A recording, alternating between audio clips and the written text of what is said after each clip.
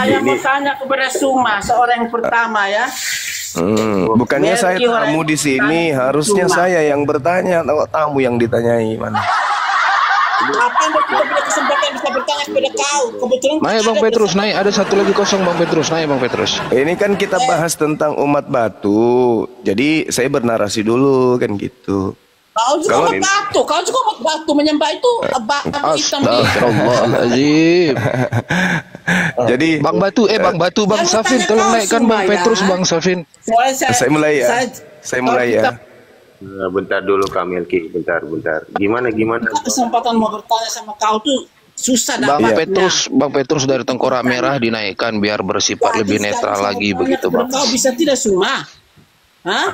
Jadi saya dulu, nanti tinggal Anda tanggapi. Kemarin kau naik di live saya, kau sudah diberi pertanyaan. Bang Petrus itu cuman mau jagain akunnya Bang Juma, begitu pula dengan saya di sini jagain Safin. Jadi biar lebih bersifat netral Bang Safin. Saya jadi moderator di sini ya. Kita naik di live orang, saya mau tanya kepada kau Suma. Ini ada tema umat batu ini, ada temanya umat batu. Kau jawab, kau bisa. Kau kelihatannya takut kemarin oleh saya sama Kristen ini lucu memang. Dia bawa tema tidak mau. Assalamualaikum Bang Petrus, selamat pagi Bang Petrus.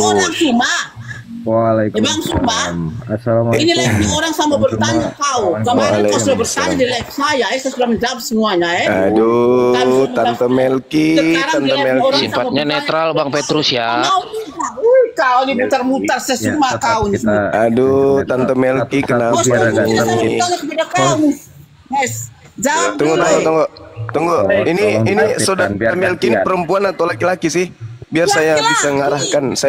Laki-laki, soalnya saya memang begini. Oh sorry, baik Bang, baik, sorry. Baik, di sini ada Pak Melki. Tadi kupikir perempuan, sorry. Baik, di sini ada Pak Melki dengan Pak Suma. Saya mau tanya, begini,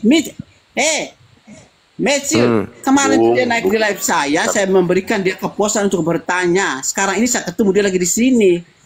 Ini live-nya orang. Kepuasan bertanya, kau yang minta ditanyai kok. Ditanya satu materi, nangis satu.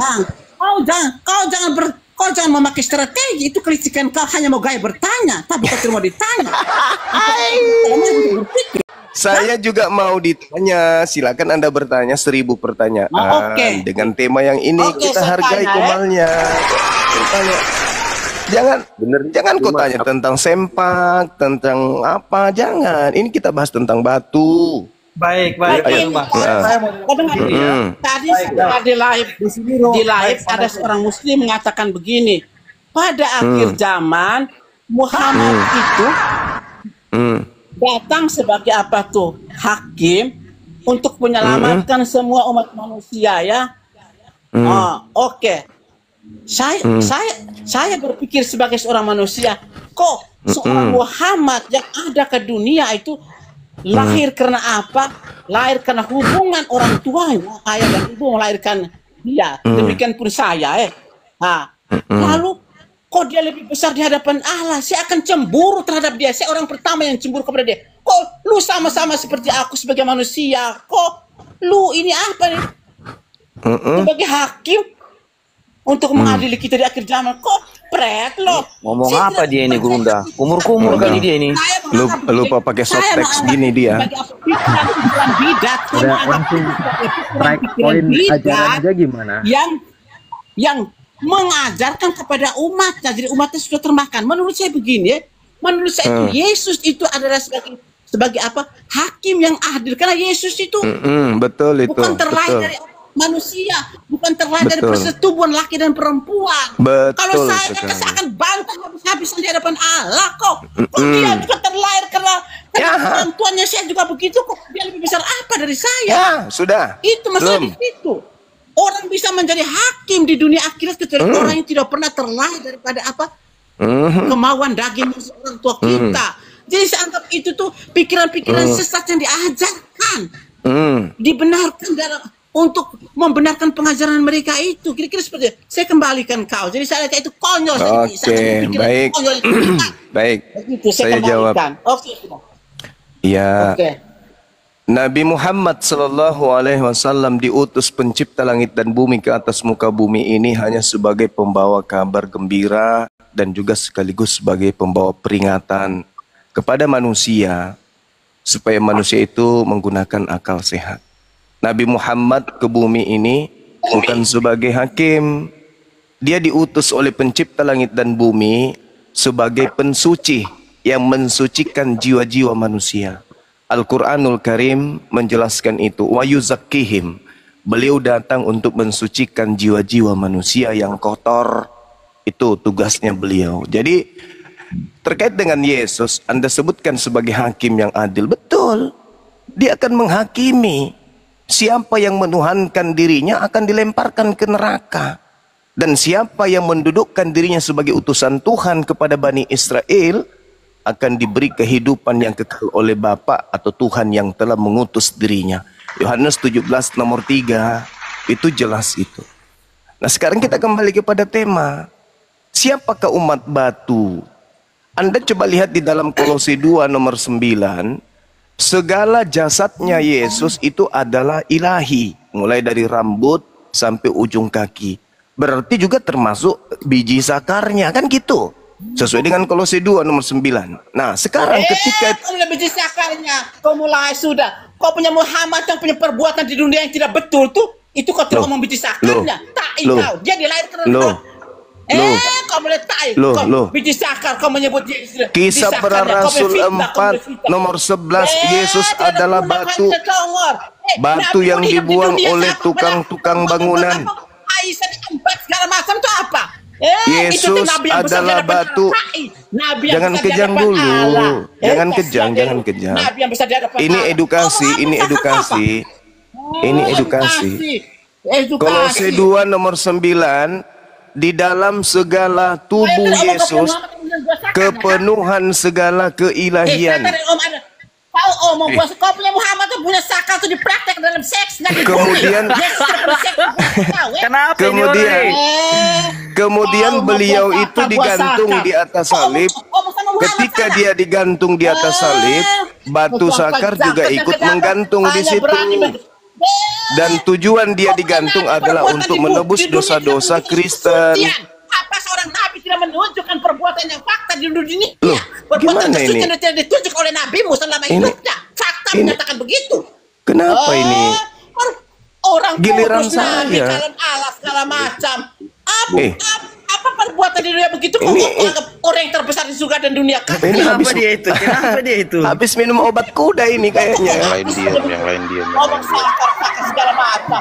Loh, Kolose 2 nomor 9. Segala tubuh Yesus kepenuhan keilahian. Tubuhnya. Kau membuat sakar itu apa? Ini tema umat batu. Kau contoh. Ini tema, Bang. Itu bahasa Alkitab menunjukkan tidak ada tertulis sakar di dalam situ, babi. Tidak ada tertulis dalam situ sakar. Kolose 2 nomor 9. Tidak ada tertulis, tidak ada tersirat. Kenapa Anda? Tidak ada tersirat. Itu bilang keseluruhan, tidak menyebut bulu dan segala Ketika macam. Yesus bangkit, ikut gak biji sakar bangkit? Apa orang ini kok jadi larinya aneh? Ketika Yesus bangkit hari ketiga, apakah batu zakarnya juga ikut bangkit atau tertinggal di kuburan? Apa ini? Mari kita taruh iman kalau kau berani. Mari kita taruh iman. Nah ini temanya umat batu. Siapa yang menyembah batu? Mari taruh iman. Apa taruh? Alamak. Mari taruh iman. Muhammad di surga atau Yesus yang di surga? Mari kalau kau berani. Mari taruh iman. Boleh. Kalau itu memang Anda mau, boleh. Parah ini Bapak ini. Bapak atau Ibu sih? Jangan sampai kita ditipu tadi sama Ibu ini. Dibilangnya Bapak biar kita takut gitu loh. Baik. Dua natur kali Gurunda. Oh, dua natur juga. Formalnya Kristen ya Pak Zuma. Jadi ya. Terima kasih Pak Zuma sudah naik di atas siap ini. Nah, sehingga kita kembali ke tema lagi nih ya, umat batu. Iya. Ketika dikatakan batu itu apa definisi batu itu? Apakah sakar itu merupakan batu ataukah itu adalah bagian organ tubuh? Nah, kalau batu dia tidak sama dengan apa yang di dalam organ tubuh ini gitu. Kecuali kalau Anda bilang batu ginjal, itu mungkin. Nah, silakan Pak Suma. Baik, ini mohon maaf nih ya, saya terpanggil untuk tema ini umat batu karena itu tuduhan kepada kami umat Islam.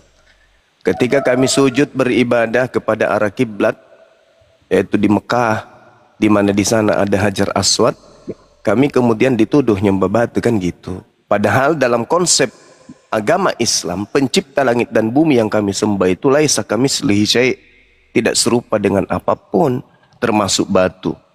Walam yakul lahu kufuwan ahad, dan Allah yang ahad itu tidak serupa dengan apapun, tidak ada yang serupa, tidak ada yang sama dengan dia. Sedangkan Hajar Aswad itu batu, batu itu banyak di mana-mana. Berarti kami tidak menyembah kepada batu. Adapun ketika kami menghadap ke Ka'bah, lantas kami dikatakan menyembah batu, lalu bagaimana orang Kristen di gereja yang menyembah kepada menghadap ke pendeta ketika beribadah? Nah, di depan ada biji zakarnya pendeta. Apakah kemudian kami juga bisa mengatakan Kristen menyembah batu zakarnya pendeta? Kan tidak mungkin. Atau di belakang gereja, di depan gereja ada toilet penduduk. Nah, setiap kalian masuk ke gereja, kalian menghadap ke toilet penduduk. Apakah boleh kami mengatakan kalian penyembah toilet? Kan begitu. Sabar dulu, Bang. Nah, sementara ketika saya melihat narasi yang ada di dalam Bible, Yesus itu batu. Loh, di hadismu juga dikatakan loh, Bukhari 42:7, pada dulunya kami menyembah batu. Aduh.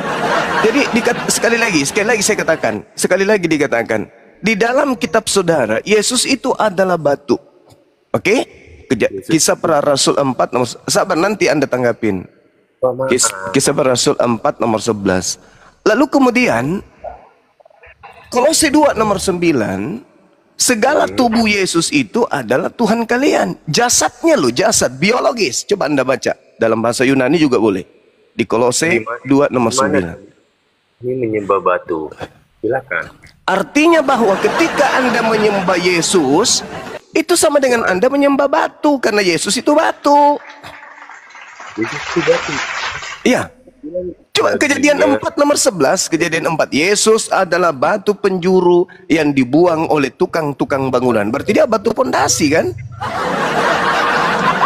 Kemudian kita mengarah kepada Kolose 2 nomor 9. Seluruh jasad Yesus itu adalah sembahannya orang Kristen. Nah, termasuk batu sakarnya, berarti kan begitu, Bang.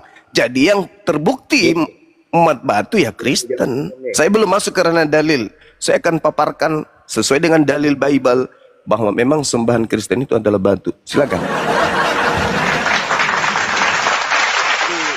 Izin menjawab ya. Yang pertama, batu atau batu bangunan itu kan kata perumpamaan gitu loh. Di mana Anda bisa mengatakan kami menyembah batu, sementara di hadismu sendiri itu ada perkataan loh. Bukhari 42:7 di situ berkata pada dulunya kami menyembah batu. Mau gimana lagi? Dan di situ kalian kan ke Mekah. Adakah kau pernah lihat oten-oten nyembah batu? Silakan Gurunda. Oke, baik. Sekali lagi saya katakan, kalau hanya karena ke Mekah, lantas kemudian dikatakan kami menyembah batu, berarti tiap minggu kalian ke gereja. Menghadap kemana kalian?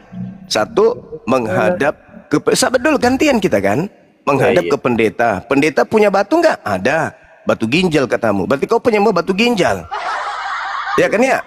Terus, sabar dulu, tahan. Kristus yang ada di dalam tubuh Anda yang bertanduk 7, bermata 7 itu suruh diam dulu. Sabar dulu. Jadi ketika kemudian Anda mengatakan siapa yang menghadap kepada siapa, berarti itu adalah sembahan. Nah, di depan gereja sudah pasti ada kloset penduduk. Ya kan ya? Berarti kalian itu setiap hari Minggu menyembah kloset. Izin nih, izin. Karena tiap minggu kalian ke gereja. Di dalam gereja itu ada pendeta. Kalau misalnya yang mengajar di depan Anda itu adalah pendetanya wanita, dan Anda menghadap ke mana Anda sembah, berarti saya boleh mengatakan Anda menyembah kepada kacang asin. Kan gitu. Oke? Jadi menghadap kepada suatu benda bukan berarti kita beribadah. Berbeda dengan kalian. Kalian memang menyebut Yesus sebagai Tuhan. Dan Yesus itu punya biji. Batu. Batu zakar. Di dalam kitabmu juga kuda disebut kuda seperti kuda zakar kuda, berarti biji zakar kuda yang dimaksud. Gini, Kenapa Anda ingkar? Yang digantung di atas salib. Sabar dulu, gantian. Aduh, Kristus bertanduk 7 bermata 7-nya suruh Adam dulu, diam dulu. Anda ketika kemudian menyembah Yesus, di dalam kitab Anda Kolose 2 nomor 9, yang digantung di atas pohon itu lengkap dengan batu zakar. Yang menebus kalian adalah jasadnya Yesus yang mati di atas pohon, digantung di pohon. Berarti dengan kata lain, umat batu itu kalian, bukan kami, gitu loh. Silakan. Pertama yang kamu katakan tentang batu penjuru itu kata perumpamaan. Dan juga kami umat Kristen tidak mempunyai kiblat, menyembah pendeta, bahkan sampai berpikiran ke buah zakar. Wah, mulia kali ini debater profesional. Cara diskusinya ternyata, aduh, kalau di dalilmu jelas mengatakan Bukhari 42:7, pada dulunya kami menyembah batu. Hukum rukun Hajar Aswad menghapus dosa sehabis-habisnya. Menghapus dosa itu Allahmu atau batu? Tidak lain ini. Aduh, aku kira kamu sering ke Superboy, aku ngefans sama kamu loh Gurunda. Kok jadi kayak begini kamu? Kamu apologet loh. Aku bukan apologet. Masa gitu aja nggak ngerti si Gurunda. Aduh. Silakan lanjut Gurunda. Oke, baik. Baik. Bukhari 4027 yang berkata di sana adalah seorang yang bernama dikatakan begini. Telah menceritakan kepada kami As-Sa'al bin Muhammad. Dia berkata, aku mendengar Mahdi bin Maimun berkata, aku mendengar Abu Raja Al-Faridi berkata, dulu kami menyembah batu. Siapa ini? Ini siapa yang berkata ini? Siapa yang berkata seperti itu? Islam? Enggak dong. Makanya belajar hadis, belajar Islam itu harus betul-betul belajar. Jangan cuma modal dengar dari penghujat. Oke. Nah sekarang dikatakan oleh Abu Raja Al-Maridi berkata, dulu kami menyembah batu. Ya itu dia, bukan kami Islam. Sedangkan hari ini saya melihat ketika Anda mengatakan, itu kan hanya perumpamaan saja. Berarti Tuhanmu itu cuma perumpamaan gitu loh. Sikit-sikit perumpamaan. Padahal dalilnya jelas. Kolose 2 nomor 9. Apakah itu perumpamaan? Coba kau baca. Perumpamaan Anda itu. Seluruh jasadnya Yesus termasuk batu sakarnya. Kepenuhan keteosan. Paham kau, Dek? Kau baca Filipi 2 nomor 6, nomor 7, nomor 8. Tunggu Bang Juma, langsung saya potong. Memang di situ ada tulisan zakar, Bang. Segala jasad termasuk nggak zakar? Saya bertanya ada tulisan zakar. Saya tanya samamu, segala jasad itu termasuk nggak zakar? Coba Bang baca secara real. Ada kata-kata kamu udah zakar di situ. kau diam, atau kau turun. Jangan di sini. Siapa yang berani turunkan? Kecuali Anda mau berdiskusi dengan saya. Siapa Kalau yang Anda berani tidak, turunkan saya di sini? Diam. Siapapun bisa. Siapa yang Andai berani? kan saya host dari tadi ku tendang kau dari sini, paham kau? Yang jadi masalah Anda bukan host. Jangan ditambahkan Bang. Itu diskusi nggak baik. Ya itu urusanku, bukan urusanmu. Lu siapa? Tolong Bang Zuma agak dijaga. Lu siapa? Kau panitia surga rupanya. Kalau memang Jadi, Anda ingin saya menjadi panitia surga Anda, boleh. Diam. Bang Juma. Kau diam. Kalau saya tidak mau diam, Ya sudah, kau ribut. kalau saya nggak mau ribut, Ya sudah, kau diam. Mampus. Meskipun kau datang besok. Turun kau binatang. Siapapun kau, nenekmu kiper. Itu teman. Aduh, temanku itu. Biarin. Siapapun kau, siapapun yang ada di akun itu, nenek lu kiper. Cari saya kalau kau berani. Kalau kau keberatan. Pak Suma, Ya. beliau tadi itu adalah seorang Muslim, Pak Suma. Saya tidak peduli. Dan Siapapun beliau dia. itu adalah seorang aparat, sehingga dia Tidak melihat peduli. Sekali lagi, Bukan, tidak bukan, peduli. bukan. Sekali Bukan. lagi. Bagus lagi kalau Baik. kau sebutkan NRP-nya sama saya lebih bagus. Biar dia tahu Begini rasa. Pak, begini Pak. Emang Dia gue adalah takut. dia seorang netral ya Pak. Dia seorang Muslim. Ketika Netral dia, apa? Kalau dia netral, ngapain dia ngomong kayak gitu sama aku? Dia ngomong apa tadi Pak? Dia minta segala macam, dia minta. Ada nggak disebutkan di sana? Memang nggak ada. Terus Ya, saya gini, tanya gini, balik sama Pak. dia. Ada nggak disebutkan kemudian itu segala jasad? Ya segala jasad Begini, termasuk begini, nggak Pak, kemudian? begini. Termasuk nggak biji zakarnya? Ya termasuk. Lalu Gini, kenapa Pak, kalau dia Bapak aparat? dan dia ini kan sesama Islam. Emang gue Seharusnya- takut kalau dia aparat? Pret.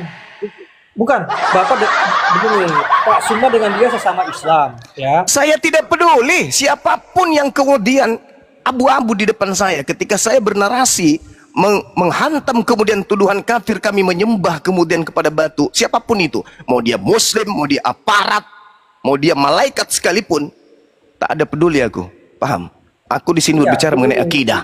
Saya tidak berbicara mengenai dia aparat desa kayak apa kayak, enggak ngerti aku. Bukan, Nggak ada urusan. bukan begitu, Pak. Beliau kan seorang Islam. Makanya kalau aparat itu jangan masuk ke dunia apologet. Aparat itu netral. Ngapain aparat masuk ke dunia apologet? Ngapain? Ngapain? Mau ngapain? Hah? Mau ngapain? Pakai simbol-simbol aparat kayak gitu, ngapain? Mau nakut-nakutin orang? Nenekmu kiper. Tidak ada masyarakat Begini, mau takut-takutin begini, dengan seragam Pak. kau itu. Bapak dan dia itu kan sama-sama Islam. Saya Pak. tidak peduli, sekali lagi ku bilang, mana juga saya tahu kalau dia Islam. Hanya dengan mengatakan assalamualaikum dia Islam. Saya nggak peduli. Saya nggak peduli. Coba naikkan lagi tuh, Pak. Dia tadi mengatakan dia bukan Islam kok, dia Muslim bukan Islam. Dia ngaku kok, ada rekamannya saya. Saya rekam kok dari tadi. Aku bukan Islam, tapi aku adalah Muslim. Apa itu? Apa dipikir dia cuman dia yang aparat? Hah? Cuman sendiri di Indonesia dia aparat? Atau dia pikir dia yang paling tinggi pangkatnya di antara seluruh aparat? Neneknya kiper, sampaikan ke dia.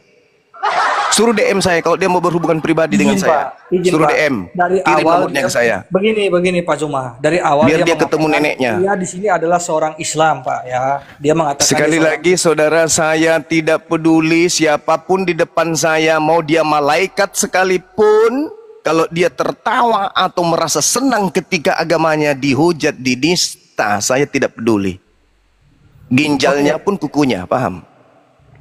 Waduh. Paham itu? Kata saudara Sab, apa tadi? Itu adalah hiasan katanya. Nah, gitu maksudnya. Jadi kau saudara, kalau kau aparat, kau jangan bawa-bawa inimu, simbol-simbol aparatmu di dunia apologet, ya. Jangan kau pikir cuman kau aparat sendiri, ya. Begini, maksudnya, ya. Ya, adekku yang tadi yang aparat, tolong lepaskan atribut aparatmu kalau kau ingin terjun ke dunia apologet.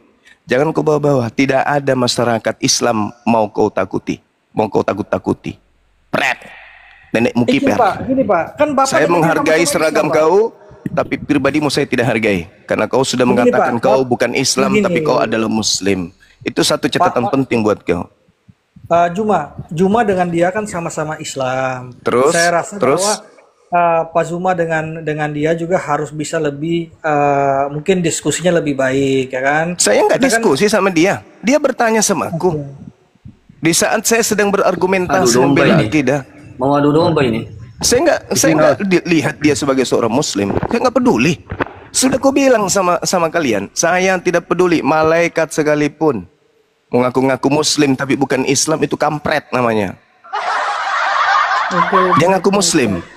Di mana hatinya, di mana nuraninya sebagai seorang Itu makanan Muslim? enak ya. Oke, kita balik di- ke anu aja.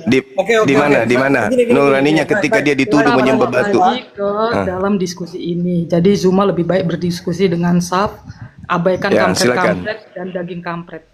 Karena Ya. daging kampret itu makanan enak ya. Ayo lanjut. Makanan yang diharamkan oleh Yesus. Oke, lanjut. Enak kali itu. Iya, enak bagimu Yesus, bagi Yesus Enak, tidak. Enak kali. Ya silakan, bagimu enak, apa sih yang tidak enak bagimu? Lanjut, Aspal Zuma, aja bisa kau lanjut. makan. Jangan berputar-putar di makanan. Segala sesuatu yang masuk ke mulutmu kan tak najis, tai pun bisa kau makan. Itu kiasan sudah. Oh, kiasan lagi. Lanjut. Oke, jadi kembali kepada tema ya. Umat batu. Kristen itu terbukti menyembah batu karena Yesus itu baik berupa gambaran hiasan maupun secara mutlak, absolut. Yesus punya biji sakar. Dan yang digantung di atas salib menebus dosa kalian termasuk biji sakarnya. Jangan Anda mengatakan biji sakar dilepas dulu baru digantung. Enggak, dia sama-sama digantung juga biji sakar Yesus itu. Oke? Jadi yang korban di atas salib dan yang bangkit pada hari ketiga itu lengkap jasadnya. Nggak mungkin Yesus itu cacat, nggak mungkin. Nggak mungkin. Jadi Anda Kalau tidak mau kemudian dibahas tema ini, ganti tema cepat sebelum terbongkar semuanya bahwa ternyata Kristen memang menyembah batu, tapi batu sakar. Lanjut. Mohon maaf. Ganti. Ya kalau Anda mau terus dibahas batu sakarnya Yesus, ya silakan aja, jangan ganti tema. Pak Zuma, di tema ini ditulis umat batu tanda tanya, tidak mengatakan bahwa Kristen atau mengatakan Islam, tidak ada di dalam tema ini. Dia merasa. Tetapi ketika Pak Zuma merasa itu yang saya rasa aneh, Pak Zuma. Tidak, saudara. Ini komal yang diperuntukkan untuk diskusi, bukan? Oke, di mana gitu dong. Dari host atau misalnya teman-teman Kristen di sini yang mengatakan bahwa Islam itu umat batu. Ada? Ini kan tanda tanya, makanya kita jelaskan dua arah. Gimana saudara-saudaraku ini? Iya, tapi kalau Kan misalnya dua arah kita. begini. Apakah Anda tadi punya kuping sudah pindah di telapak kaki ketika ada yang membawa hadits? Lupa? Kuping pindah? Bagaimana itu hadis? Apa sih? Coba Pak Zuma jelaskan. Apanya? Yang bawa ayat Alkitab duluan siapa? Makanya aku framing balik lah, Iya, mirroring kan balik. tadi kan Anda tidak dengarkan tadi Tante Melki menghujat menista Nabi Muhammad. Anda nggak dengar? Seperti mesin Belanda, peninggalan Belanda tahun 3. Anda nggak dengar? Anda pura-pura buta bisu gitu, tuli.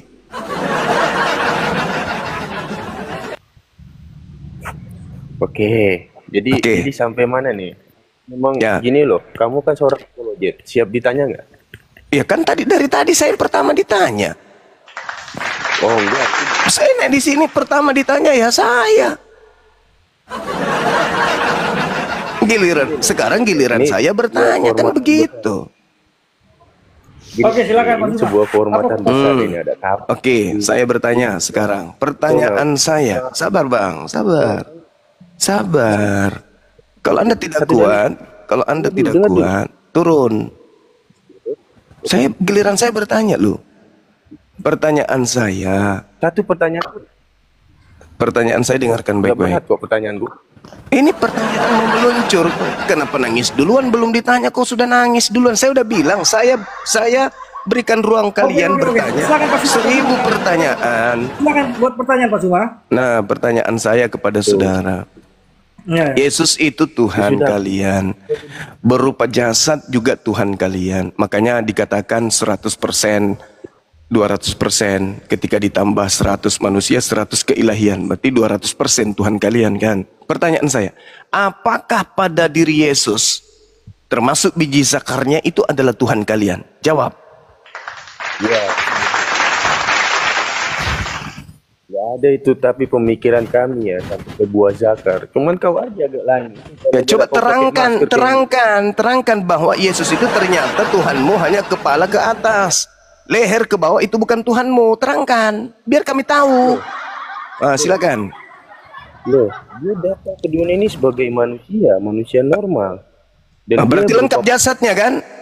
Memang lengkap, makanya tapi termasuk biji zakar. Dengar dulu, ada tapinya. Kami nggak berpikir. Termasuk tidak termasuk anunya, batu zakarnya gitu, beda. Masker itu menghumbat oksigen kamu itu. Termasuk nggak biji zakarnya? Kok jadi emosi gimana sih? 100% manusia katanya, berarti zakar juga termasuk kan? Ada agak lain ini. Apa-apa aja. Kamu nggak mau jujur. Silakan kau terangkan bahwa Tuhanmu itu hanya leher ke atas, ke bawah itu tidak. Silakan, saya dengar. Mohon maaf, nggak ada. Baik, saya jawab ya Pak. Ya, hostnya kalau nggak bisa turun aja host. Jadi begini. Ya. Yesus Kristus itu dipahami memiliki dua natur ya. Sepenuhnya manusia, sepenuhnya Allah. Kedua natur ini bersatu dalam satu pribadi, union hipostatika, tanpa bercampur, tanpa berubah, tanpa terbagi, tanpa terpisah, ya. Artinya apa, Pak Zuma? 200%. Sebagai Tuhan, ia adalah sepenuhnya Allah, kekal, tidak terbatas, tidak bergantung pada tubuh jasmani. Sebagai manusia, ia sungguh memiliki tubuh fisik lengkap, termasuk seluruh organ manusiawi.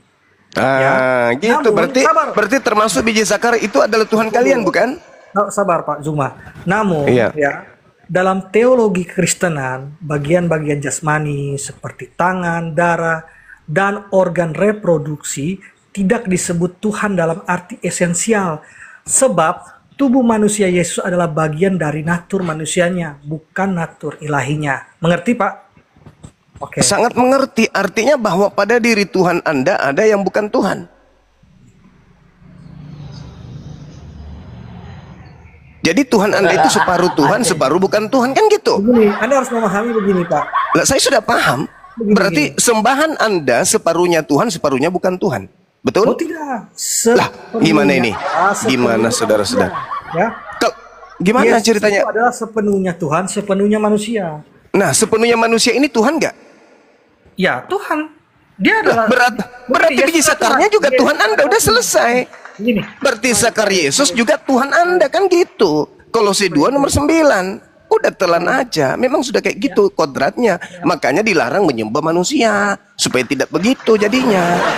Ya, tapi itu tidak bisa dipisahkan, Pak. Oleh karena itu, saudara ini menyembah separuh manusia, separuh Tuhan, kan begitu poinnya. Kalau Anda mengatakan bahwa tangan, darah atau organ reproduksi ya tidak bisa. Tetapi berarti Anda harus mengatakan Yesus seutuhnya. Berarti kemanusiaan Yesus bukan Tuhan.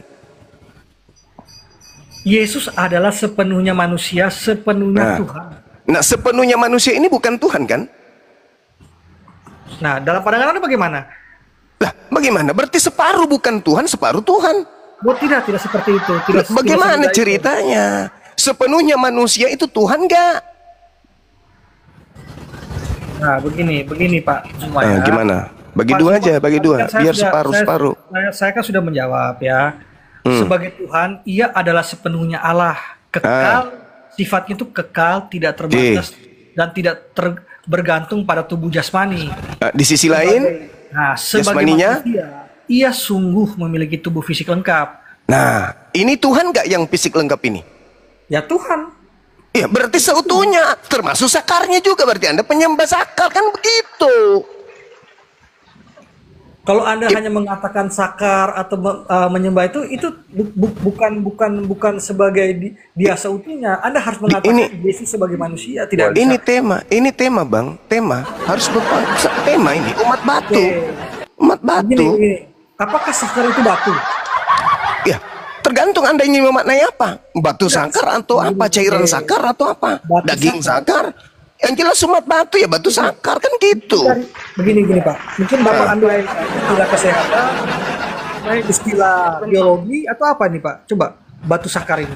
Saudaraku, Anda yang membawa biologi tadi, Kolose 2 nomor 9 kan udah saya katakan. Itu dalil, dasar pijakan saya kan dalil. Saya tidak mengada-ngada. Menjelaskan gini, batu sakar itu sakar dikatakan batu itu istilah dalam ilmu biologi atau kesehatan Pak Suma. Coba biologi, kesehatan dapat semua. Dan ingat, ketika berbicara mengenai biologi, Anda lari ke Kolose 2 nomor 9. Ternyata ketuhanan Yesus itu termasuk biologisnya. Siapa yang mengatakan sakar itu adalah batu? Ahli kesehatan siapa yang mengatakan demikian? Ahli biologi siapa? Coba Pak dijelaskan. Ya Allah ya Karim. Jadi yang dikatakan dalam kitab saudara di perjanjian lama itu, batu zakar keledai itu bukan batu rupanya. Coba tunjukkan ayatnya, Pak. Coba ada nggak kedokteran di boleh nggak kemudian zakar itu distilahkan batu zakar? Coba Pak, boleh nggak? Tunjukkan dia punya ayatnya biar kita bisa batu zakar itu sudah pasti batu lah. Istilahnya juga batu zakar. Di mana-mana orang tahu itu. Yang namanya zakar itu batu zakar, bukan cairan zakar. Ahli siapa yang mengatakan? Udahlah Bang, jangan mengais-ngais ke sana. Jangan memperbodoh diri. Jelas kok. Perlu kita gini. Kisah Para Rasul 4 nomor 11, Yesus adalah batu. Yesus adalah batu. Itu jelas itu.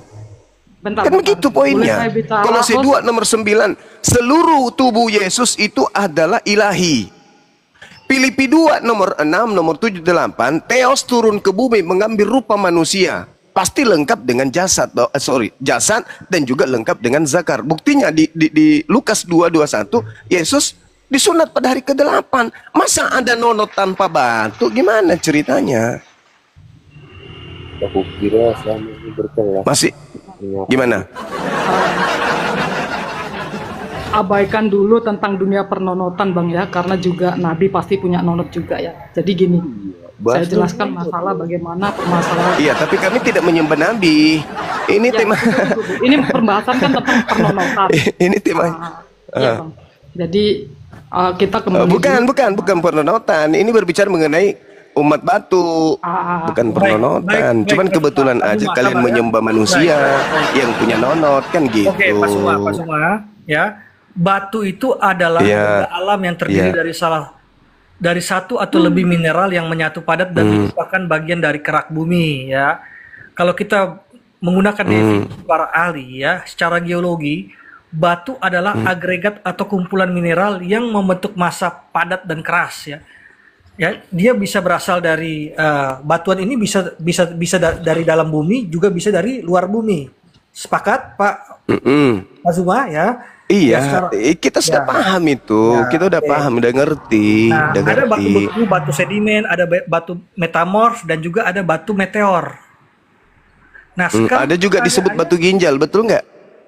Iya, ada istilah itu. Tetapi sekarang pertanyaan, ada batu ginjal. Sekarang sakar dikatakan batu itu dari mana, Pak? Istilahnya itu, Pak? Ya karena dia berbentuk padat dan dia ada bentukan. Sehingga ketika dikatakan batu zakar, itu bahasa kedokteran.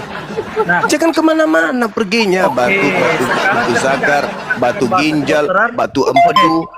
Baik, Pak Zuma. Sekarang Anda mengatakan bahasa kedokteran. Ya? Ahli kedokteran siapa yang mengatakan bahwa sakar itu adalah batu, Pak? Itu cari aja nanti. Gak usah kemana-mana, saudara. Gak usah kemana-mana. Gak usah kemana-mana. Yang pasti kita orang Indonesia itu ngerti itu ada tuh.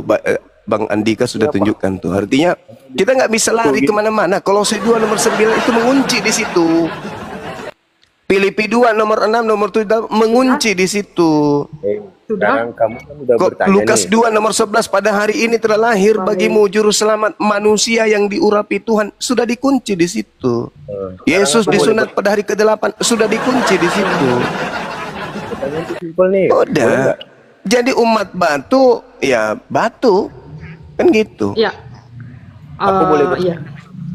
Tanya-tanya dulu aja, Bang Saf. Nanti aku kan ketemu ya, cuman mungkin karena terlalu ya rebutan mic lah, jadi nggak bisa. Tanya, ini Bang Zuma, kamu seorang apologi. Jadi coba jelasin dulu. Iya. Di ayat 7. Di situ kan berkata apa? Iya, artinya itu kan kekuasaan tahta singgasana. Kenapa? Tanya apa Bang? Tanya apa? Di Hud ayat 7. Oke. Nah, apa yang Anda iya kan? Itu kekuasaan tahta, betul? Iya. Nah, masih banyak tentang kekuasaan. Pertanyaanku satu, artinya di atas air. Tolong, airnya air apa? Iya. Oh, nggak dijelaskan air apa? Mungkin air raksa kali, atau air hujan, atau mungkin jawab gimana ini? Iya, tapi tidak sampai segitunya pertanyaannya. Sama ketika saya tanya juga, kamu kan seorang apologet, Yesus disunat pakai pisau merek apa? Pisaunya dipotong nonotnya pakai apa? Pakai pisau merek apa? Terbuat dari apa pisaunya? Ari-ari atau apa? Ini apa pertanyaan? Pertanyaan apa itu? Aneh kau itu, kau menyusahkan diri kau itu. Iya, gini. Dunia pernonotan dan persyukuran selesai dulu ya. Jadi gini. Apa ya? Tuhan pinjam pisau cukur di Raja Asur itu juga bahaya itu. Untuk mencukur bulu paha. Jangan bertanya yang membuat kamu sulit. Karena kau akan ditanyai balik nanti. Ini temanya umat batu. Tunjukkan kalau Allah Subhanahu wa Ta'ala itu batu. Sebagaimana saya menunjukkan sembahanmu yang bernama Yesus itu punya batu. Kan gitu Bang Zuma gitu loh. Dan Iya, silakan. Kau Kau bicara aja, kau siksa dirimu. baru bertanya. Yang stabil aja, normal aja. Cuma kenceng ngomong dah.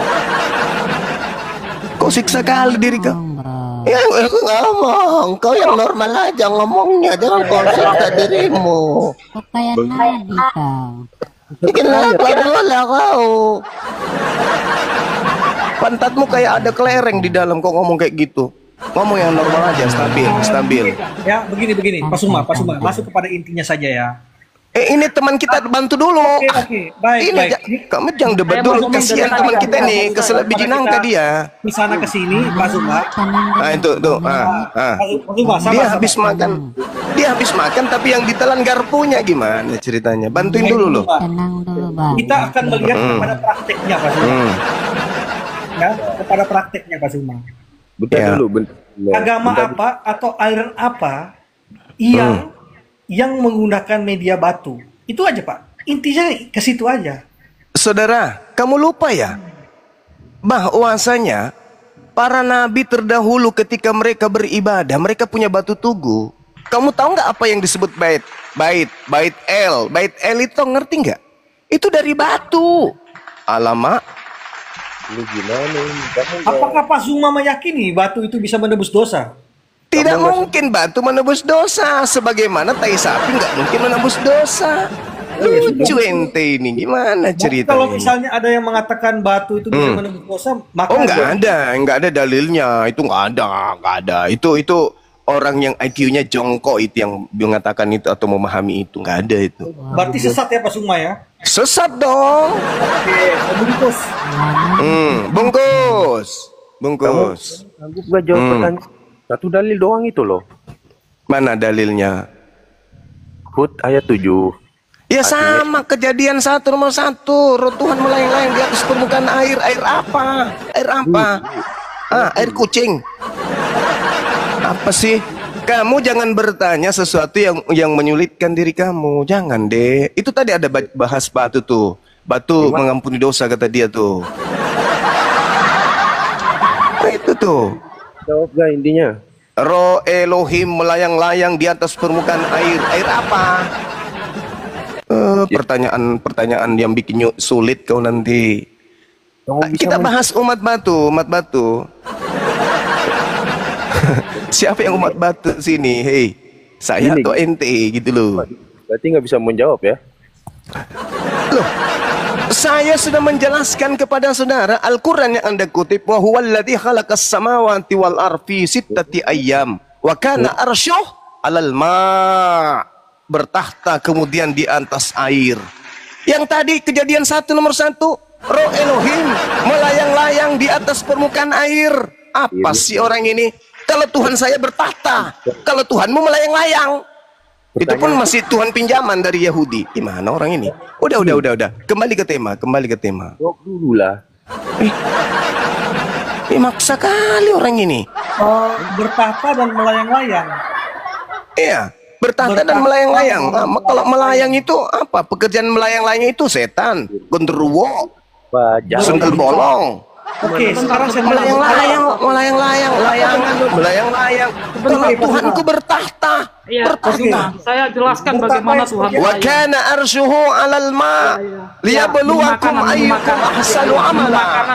Wa la in qulta innakum mab'utsun min ba'dil maut ayaqulanna alladziina kafaru in hadza illa sihrun mubin. Jelas kok. Bertahta di atas. Wah, kalau Tuhanmu melayang-layang. Baik, saya jelaskan masalah ketuhanan. Kapang. Mau ditanya. Jadi gini. Popok kapang. Orang Jepang bilang parakang. Udah. Kembali ke tema. Pak Anan, izin saya berdiskusi lebih kompleks kepada Bang Zuma ya. Iya, kembali ke tema.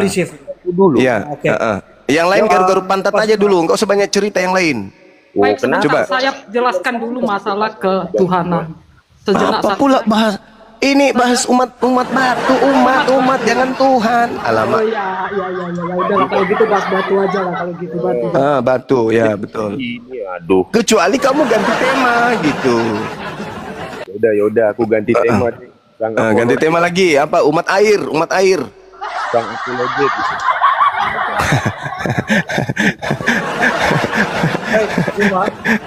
Baik. Ini kan temanya hanya sebuah pertanyaan ya.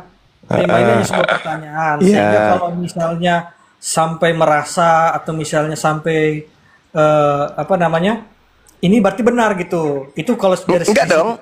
Enggak gitu, dong. Saya justru merasa harus menjelaskan kepada saudara dan sekaligus menyadarkan Kristen itulah yang umat batu. Kan gitu. Kalau misalnya tidak Sebentar. Ada 40 dalil di dalam Bible yang mengatakan sembahan kalian itu batu. Tuhan adalah gunung batuku. Sesungguhnya dialah Tuhan gunung batuku keselamatanku. Ini bisa saya ngomong? Percayalah kepada Tuhan selamanya. Tuhan sendiri adalah gunung batu yang kekal. Dialah batu karang, karya-karyanya sempurna. Lupakan tentang dunia perbatuan ya, makanya jangan, karena saya mampu menunjukkan minimal 40 data di Bible bahwa Kristen itu menyembah batu. Saya juga sangat bisa menunjukkan bahwasannya kalian juga ada dalam kekeliruan memahami Yesus. Oh enggak dong, saya berdasarkan dalil. Yang keliru itu kalian. Baik, saya kasih dalil Pak Zuma. Kita buktikan siapa yang keliru memahami Yesus, saya atau Anda, boleh? Berdasarkan dalil gimana? Kamu aja bobo jakar itu kali ya kajian. Boleh kita membuktikan siapa yang salah paham terhadap Yesus?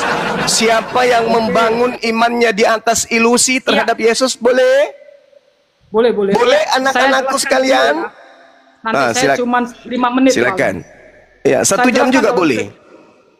Silakan. Ya, sudah. Kita harus ngerti dulu. Bapak tahu, Pak Zuma ini tahu Abraham, Ishak, Yakub? Tahu. Bagaimana cara Abraham, Ishak, Yakub menyebut Tuhannya? Beliau menyebut. Ya. Di dalam Alkitab, sistem konsep Alkitab, Bapak harus tahu dulu. Bentar Kak. Moderator tolong jangan rese ya.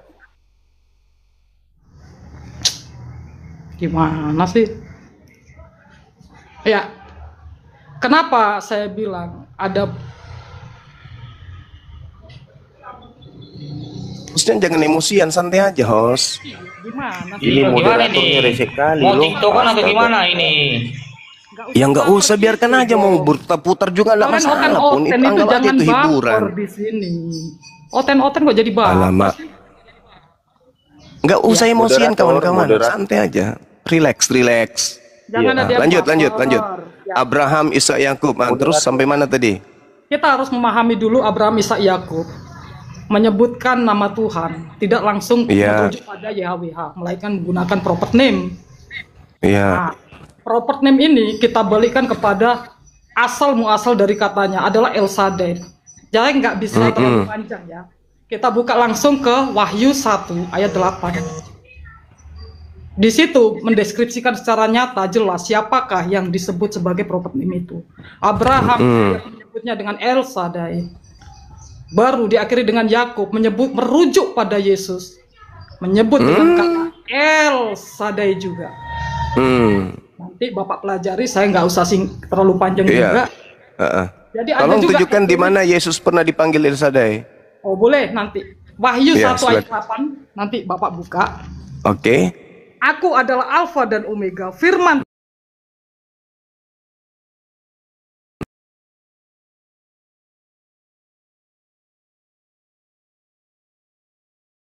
Baru saya tutup. Iya. Dengan Matius 12 ayat 31, segala hujat kepada anak manusia memang diampuni. Tapi hujat kepada Roh Kudus dosanya tidak diampuni. Dengan kata lain, dari tadi saya dengar Bang Zuma sudah melakukan penghujatan besar-besaran dengan Roh Kudus tanpa ada pemahaman Bang Zuma tentang El Shaddai yang disebutkan dalam banyak ayat. Jadi itu saja dari saya. Baik. Dipelajari dulu. Siap, 86. Saya bernarasi terkait dengan narasi saudara. Baik. Pemirsa dimanapun Anda berada, hari ini bersama dengan saya dari stasiun Zulkifli Mabas Official menerangkan tentang kitab Wahyu 1 nomor 8. Akulah Alfa dan Omega. Akulah A dan O. Apa yang Anda ingin jual di situ A dan O ini? AO gitu. Sedangkan jangan disingkat, Bang. Katakan Ya, aja alfa dan omega. alfa huruf pertama abjad Yunani, omega abjad terakhir huruf Yunani. Apa masalahnya? Anda ingin mengatakan akulah awal dan akhir? Oh enggak dong. Masalahnya setelah di alfa omega dijelaskan lagi. Awal itu arke, dalam bahasa Yunani arke kalau awal. Akhir itu Jadi telos. El Shaddai ini apa? Apalagi El Shaddai itu bahasa Ibrani? merujuk kepada yang berfirman. Oke, baik, saudara. Siapa yang berfirman di situ? Siapa yang berfirman? Siapa yang berfirman? Siapa yang disebut Pantokrator di dalam bahasa Yunani di situ? Bapak berarti Yesus nggak atau tahu. Bapak? Jadi di sini sudah jelas ya. Abraham di usia 99 tahun. Jangan bicara sendiri dong, jangan kayak orang gila dong. Bentar. Saya kan bertanya, yang digelari kemudian Pantokrator dalam bahasa Yunani, yang maha kuasa itu, yang berfirman atau yang menjadi daging? Jawab dong, yang jujur dong, Bang.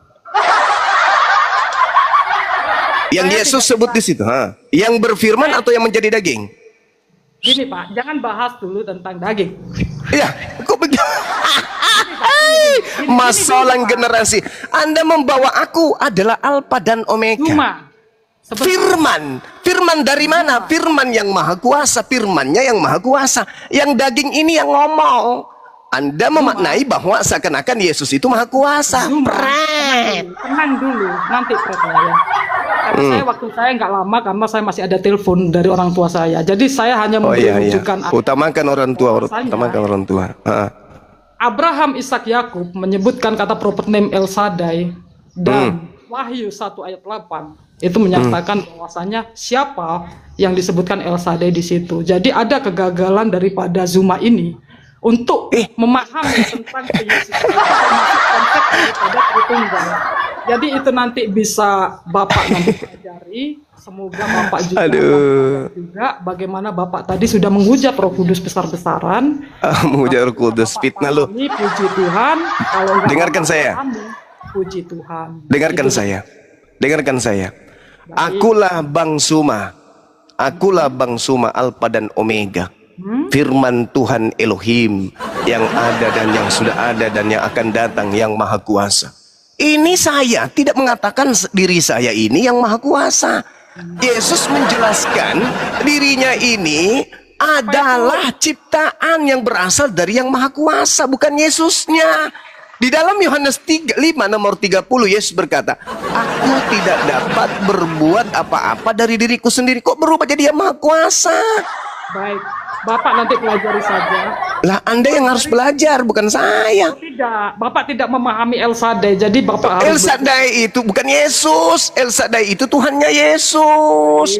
Alamak. Bapak kok terserah Bapak. Wahyu 1 ayat 8 merujuk pada Yesus. Jadi bukan. Yesus menerangkan, aku adalah AO, firman Tuhan yang ada dan yang sudah ada dan yang akan datang, yang maha kuasa. Aku ini siapa? Aku ini adalah firman Tuhan yang maha kuasa. Pieto mas. Dalam bahasa Yunani itu tidak ada tanda koma, nggak ada tanda baca dalam bahasa Yunani. Ini bahasa Yunani, Pak. El Shaddai bukan bahasa ini kan Yunani. Terjemahannya ada tanda koma supaya dianggap yang maha kuasa itu si Alfa ini. Alamak. Bukan bahasa Yunani, oke? Jadi saya nggak bisa terlalu panjang, nanti Bapak nanti pelajari lagi untuk materi sehingga Bapak jangan ajarin saya kalau belajar. Saya belajar setiap saat. Nanti saya next akan bermain-main ke komalnya Bang Zuma. Oke, baik, saya tunggu. Oke, siap. Makasih saudara, salam sama orang tua ya. Tak tinggal dulu ya, Saf. Ya, hati, semoga orang tua sehat selalu. Masalah batunya, Saf. Ya, mana? Ini hostnya kenapa cepat sekali emosi hostnya? Santai aja host. Siapa yang emosi framing aja. Tadi kamu marah sama momotnya di bawah. Bukan marah. Mindah-mindahin, takutnya kamu di-kick. Soalnya kamu ngomongnya itu mempelintir. Mempelintir.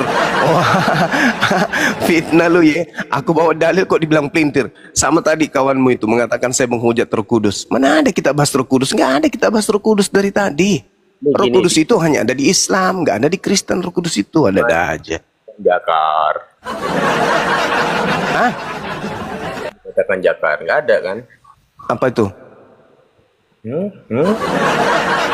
Kenapa lagi kau bahas batu zakar? Apa pula?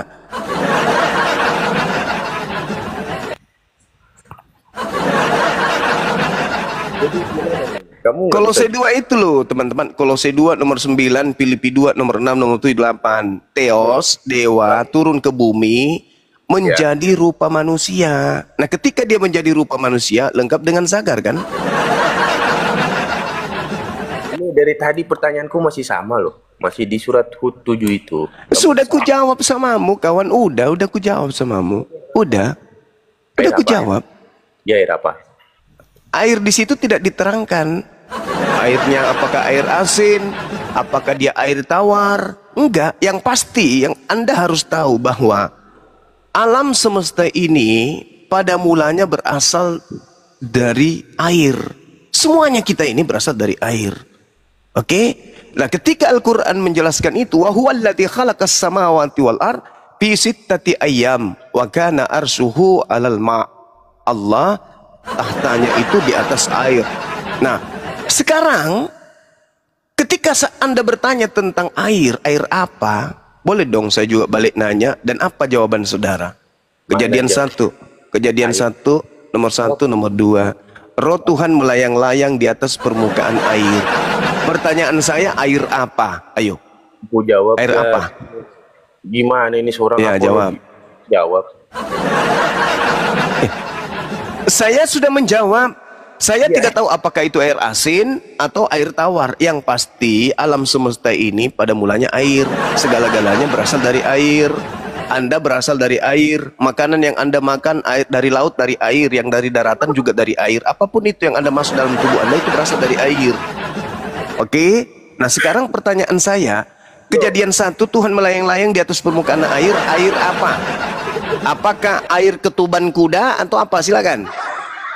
Pertanyaan yang sama kan? Silakan. Jawab dulu, air apa? Saya kan sudah menjawab. Aku sudah menjawab saudara host. Airnya Aku tidak tahu apakah air asin atau air tawar. Itu jawaban yang sangat bijak karena saya nggak bisa mengada-ngada jawaban. Yang pasti saya katakan samamu, apa yang ada di atas alam ini asalnya dari air, Cak Ayu. Sekarang tugasmu jawab. Tuhanmu melayang-layang di atas permukaan air. Air apa? Coba jawab. Saya ingin dengar. Pertanyaan tadi mau di skip aja nih. Aduh, kecewa aku katanya ujian teologi. Baru satu tuh. Tapi kamu tiba-tiba bilang iya, oke lah, aku nyerah, aku tidak tahu itu air apa, nyerah, saya nyerah. Sekarang boleh dong saya balik nanya, air apa? Pertanyaan yang ada di dalam kejadian 1 nomor 1. Ketika Tuhanmu melayang-layang di atas permukaan air, itu air apa, Cak Ayu? Gurunda, tadi katanya kamu cuma satu bertanya, terus kita oten-oten boleh 1000 pertanyaan. Lah, bilang aja kamu nggak bisa jawab. Iya kan? Bisa, gimana Gurunda? Ketepak.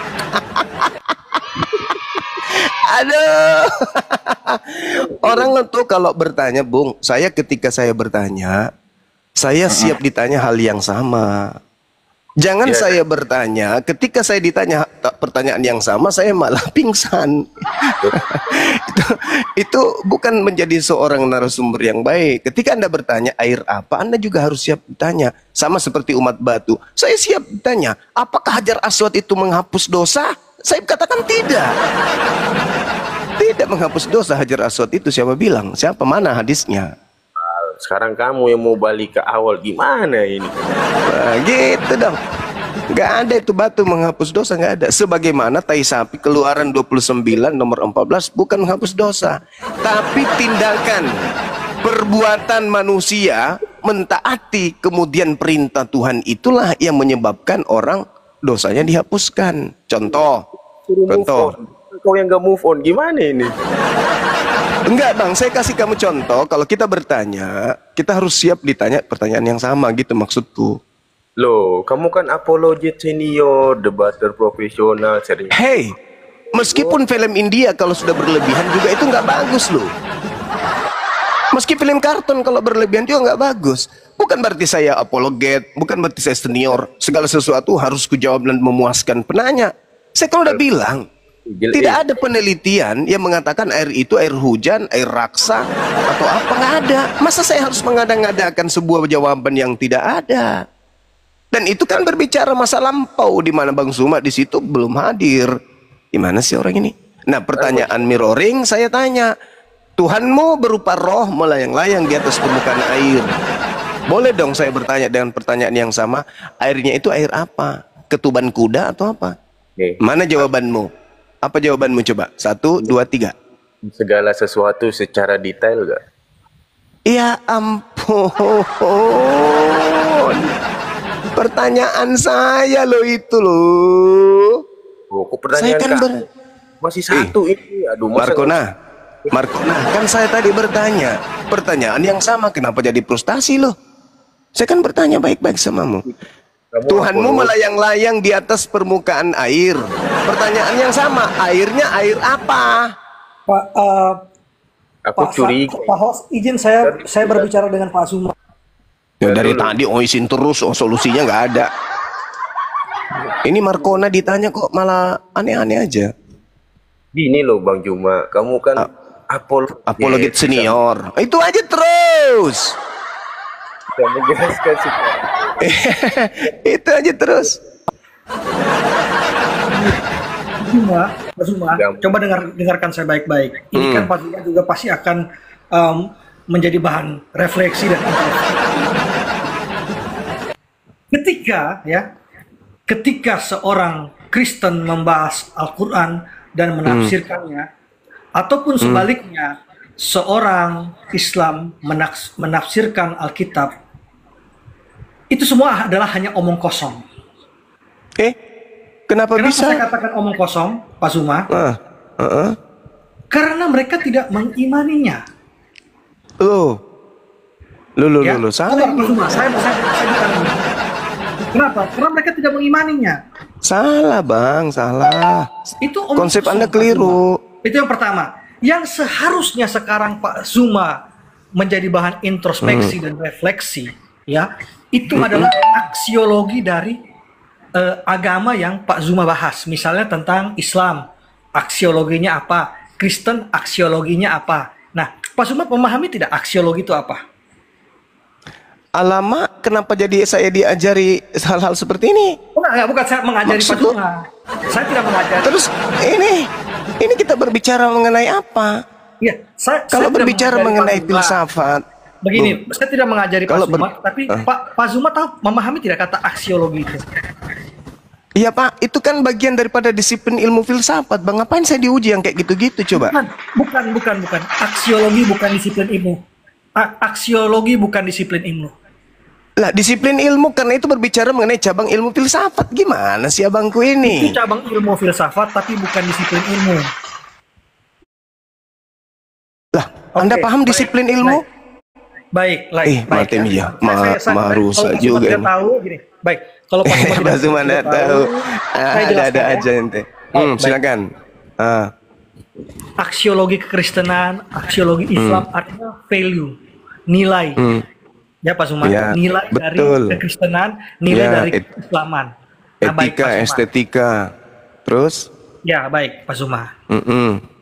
Di dalam Islam, di dalam Kristen, ya, untuk Kristen lah. Kalau Pak Islam mungkin Pak Zuma yang lebih memahami ya. Di dalam kekristenan, aksiologi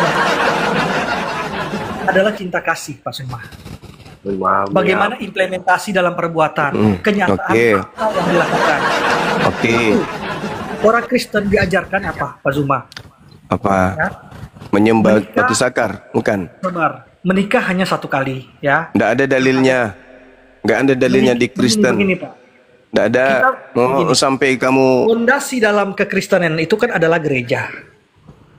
Ya. Berarti bahwa di situ ada hierarki yang jelas. Ada mana dalilnya? Satu istri mana dalilnya? Nggak ada. Lah, itu yang dilakukan, Pak. Itu yang dilakukan. Itu yang dilaksanakan, Pak. Berarti Kristen ini bukan kasih karena melanggar perintah Tuhan. Gimana mau kasih? Yang disebut kasih itu adalah taat kepada perintah Tuhan dan mengajarkan orang lain untuk mentaati perintah Tuhan. Kalau mentaati perintah manusia gimana dong? Itu bukan kasih. Begini, itu pemahaman saudara. Oh, nggak bisa. Kasih menurut Yesus itu apa? Mentaati perintah Tuhan, itu baru kasih. Dan mengajarkan kepada orang lain menjalankan perintah Tuhan, itu kasih. Kalau Anda mengajarkan orang lain melanggar perintah Tuhan, itu bukan kasih. Pak Zuma berbicara apapun tentang Kristen, itu sama saja omong kosong. Kenapa? Yang saya katakan omong kosong itu karena Anda berbicara mengenai Kristen tanpa dasar dalil. Pak Zuma bukan seorang Kristen. Saya lebih Kristen kalau begitu. Kalau hanya berbicara mengenai konsep, saya lebih Kristen. Tidak bisa, karena Pak Zuma agamanya yang terkenal bukan Kristen. Nggak bisa dong, nggak bisa saudara. Berbicara mengenai etika, berbicara mengenai estetika, berbicara mengenai aksiologi ilmu sebuah agama, landasan pijakan kita itu akar utama. Apa akar utamanya? Ya kitab sucinya dong. Kitab suci dong. Estetika itu apa Pak Zuma? Sabar, estetika itu apa Pak? Materi yang membahas tentang nilai keindahan, nilai seni, nilai sebuah rupa atau objek yang merupakan satu kesimpulan yang membawa kita kepada kebaikan-kebaikan. Ngapain kau tanya-tanya hal-hal seperti itu? Alamak. Nah, sekarang yang kita bahas bukan estetika. Ya, estetika itu yang berikutnya. Kamu yang membawa aksiologi tadi, dan estetika itu bagian daripada aksiologi itu sendiri. Gimana orang ini? Oke, baik. Sekarang gini, Bapak tadi lebih baik bilang bahas batu sakar aja deh daripada Anda kemana-mana. Bapak mengatakan bahwa Bapak lebih Kristen, ya?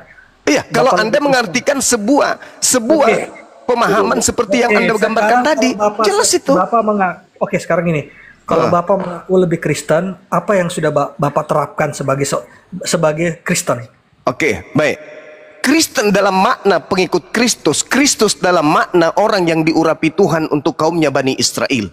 Saya dengan tegas mengatakan, Kristus yang benar adalah Kristus yang cakupan dakwah misinya, pengutusannya, kebenaran jalan dan hidup yang ditorehkan oleh ajarannya hanya berlaku pada kaumnya Bani Israel, tidak berlaku untuk orang lain. Catat itu. Ya, bukan. Kepada Bapak itu apa yang sudah diterapkan gitu. Ya, ini yang saya terapkan. Pemberitaan Bible kepada seluruh makhluk bahwa Yesus itu hanya untuk kaumnya Bani Israel doang. Berarti kalau dibilang junjungan Muhammad dari suku Quraisy, itu berarti dia suku Quraisy doang itu maksudnya. Oh, salah. Baik, saya terangkan. Nabi Muhammad sallallahu alaihi wasallam diutus ke atas muka bumi ini litubayyana linnas, untuk seluruh umat manusia. Ya ayuhan nas, wahai seluruh umat manusia, aku ini adalah utusan Tuhanmu untuk kalian semua. Inni rasulullahi ilaikum jami'a. Sedangkan Yesus, aku diutus hanya kepada domba. Sudah gitu yang sesat, sudah gitu dari Bani Israel doang. Yesus bilang apa? Dia bilang apa? Itu pemahaman yang salah, Pak Suma. Oh, kok salah pula? Inilah yang saya katakan. Anda tidak memahami aksiologi. Anda yang nggak paham. Anda yang nggak paham. Anda hanya melakukan eksegesis sesuai dengan selera Anda doang. Ucapan Yesus mengatakan, aku hanya diutus kepada domba. Domba itu gelar untuk siapa? Aku tanya dulu. Saudara. Domba itu gelar untuk siapa? Tenang. Ya, di dalam aksiologi itu bukan hanya estetika, di situ ada moral, ada etika, ada etika, terus ada banyak berbagai hal ya. Itu yang harus Pak Zuma memahami gitu. Saya lagi yang diajarin gimana? Saya ngajarin ente barusan kok, saya pula yang diajarin. Sekarang gini aja deh. Kalau Anda berbicara mengenai etika, Anda berbicara mengenai estetika atau aksiologi ilmu dalam jabaran apa yang Anda maksud tadi, saya ingin bertanya, domba itu gelar untuk siapa? Itu dulu. Contohnya begini Pak ya. Kok jadi contoh? Kayak gini ya Pak. Seperti perkawinan ya. Ya, kesatuan itu di dalam kekristenan ya, aksiologinya ya. Untuk perkawinan ya, hanya antara satu pria dan satu wanita. Yang kedua itu tak terceraikan, tidak dapat diputuskan oleh manusia. Ketiga terbuka terhadap kehidupan. Yang keempat suci, menjadi tanda kasih Allah yang kudus. Itu Pak aksiologinya. Salah satu contohnya di perkawinan. Jadi Pak, kalau Bapak membahas tentang batu sakar ini itu masih, kalau dalam taksonomi Bloom Itu masih Itu kan- C1, Pak. Itu tema yang Anda bangun dari tadi. Alamak. Ketika Bapak menanggapi itu, berarti Bapak terjebak. Enggak dong, justru apa yang saya jabarkan tadi tentang batu berdalil. Sedangkan Anda membuat sebuah narasi tentang Kristenan kawin cukup satu istri, nggak ada dalil. Gimana ceritanya? Bapak terjebak. Berarti Anda Begini. memenuhi kemudian nubuat Yesus bahwa mereka hanya melakukan satu, memuji aku, tapi bukan karena firman Tuhan. Mana firman Tuhan cukup satu istri mana? Ada dalilnya nggak? Bukan. Nggak ada. Dalil yang pertama, Bapak lihat ini ya. Bapak dengar baik-baik ya, Pak. Yesus Zuma, ya. justru mengajarkan banyak istri, mau 1 miliar pun boleh, kata Yesus. Gimana? Gini dong? Pak Zuma, dengar ya. Pertama itu ya, Bapak harus ingat bahwa bagaimana Yesus mengatakan kepada Santo Petrus ya, yang nama aslinya adalah Simon ya, bahwa di situ sudahlah tonggak gereja, Pak. Jadi dari gereja itu maka dibangunlah bagaimana iman dari kekristenan. Bagaimana? Anda salah lagi. Sabar, Pak salah Zuma, lagi. sabar. Salah. Bukan. Apapun yang Anda katakan, apapun yang Anda tafsirkan, itu sama saja omong kosong, Pak Zuma. Nah, saya nggak Kecuali nafsir, Anda saya bawa dalil. Ente nggak ada dalil. Bukan. Anda Itu bantah omong dalil. kosong, Pak Zuma. Kalau berarti Anda dalilnya omong kosong, ya sudah, nggak apa-apa. Gini, kalau Anda berbicara Al-Quran, oke, fine saja. Tetapi itu juga Anda mungkin akan mendapatkan koreksi dari para ustadz, kiai, atau pimpinan di agama Anda gitu. Ya. Koreksi dari mereka itu adalah hikmah bagi saya. Ya, Itu berkah. begitu Pak Zuma. Nah. Nah, beda Tapi orang Kristen tidak punya hak untuk mengoreksi saya. Sorry Pak Zuma. Sorry Pak Zuma ya. Anda selama ini mungkin mengalami paham kebesaran. Paham kebesaran itu adalah begini. Orang yang digelarkan. Sorry Pak Zuma. Izin Pak Zuma. Orang yang diberi gelar, orang yang di ini, akhirnya Pak Zuma merasa enak di situ posisi itu, sehingga Pak Zuma melupakan hal-hal esensi yang lainnya gitu. Wajar, kenapa? Manusia itu ada kelebihan, ada kekurangannya gitu. Nah, itu yang saya lihat, yang saya perhatikan dari Pak Zuma. Nah, mungkin begini Pak Zuma, izin Pak Zuma, mohon maaf Pak Zuma ya, saya anggap Pak Zuma sebagai saudara. Mungkin lebih ke depannya lebih rendah hati, agar bisa mengatur kata-kata Pak. Memang kita manusia tidak terlepas dari kata-kata yang kasar. Pak Zuma tahu. Kalau di Islam, Bung, saya menggelari diri saya sebagai ustadz aja kagak. Ustadz itu orang hebat, orang pintar, orang cerdas. Saya ini cuma penginjil jalanan doang. Ya, begini. Saya bukan ustadz, apalagi yang lain.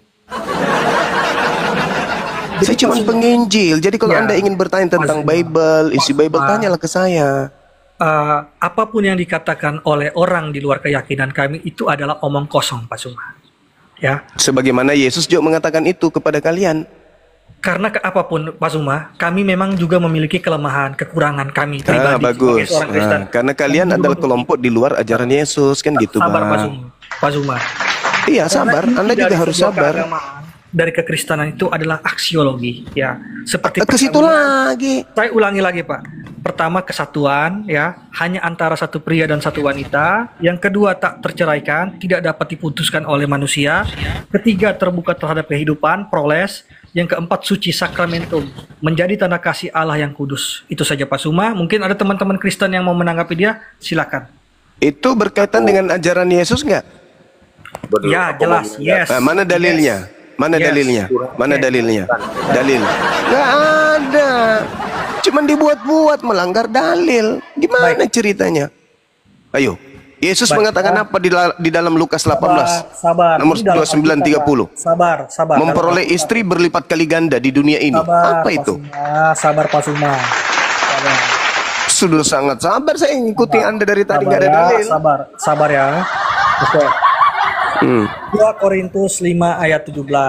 Nah, kan Yesus ku bilang, Bang. Yesus. Kok jadi Paulus pula? Sabar Pak, sabar. Ya.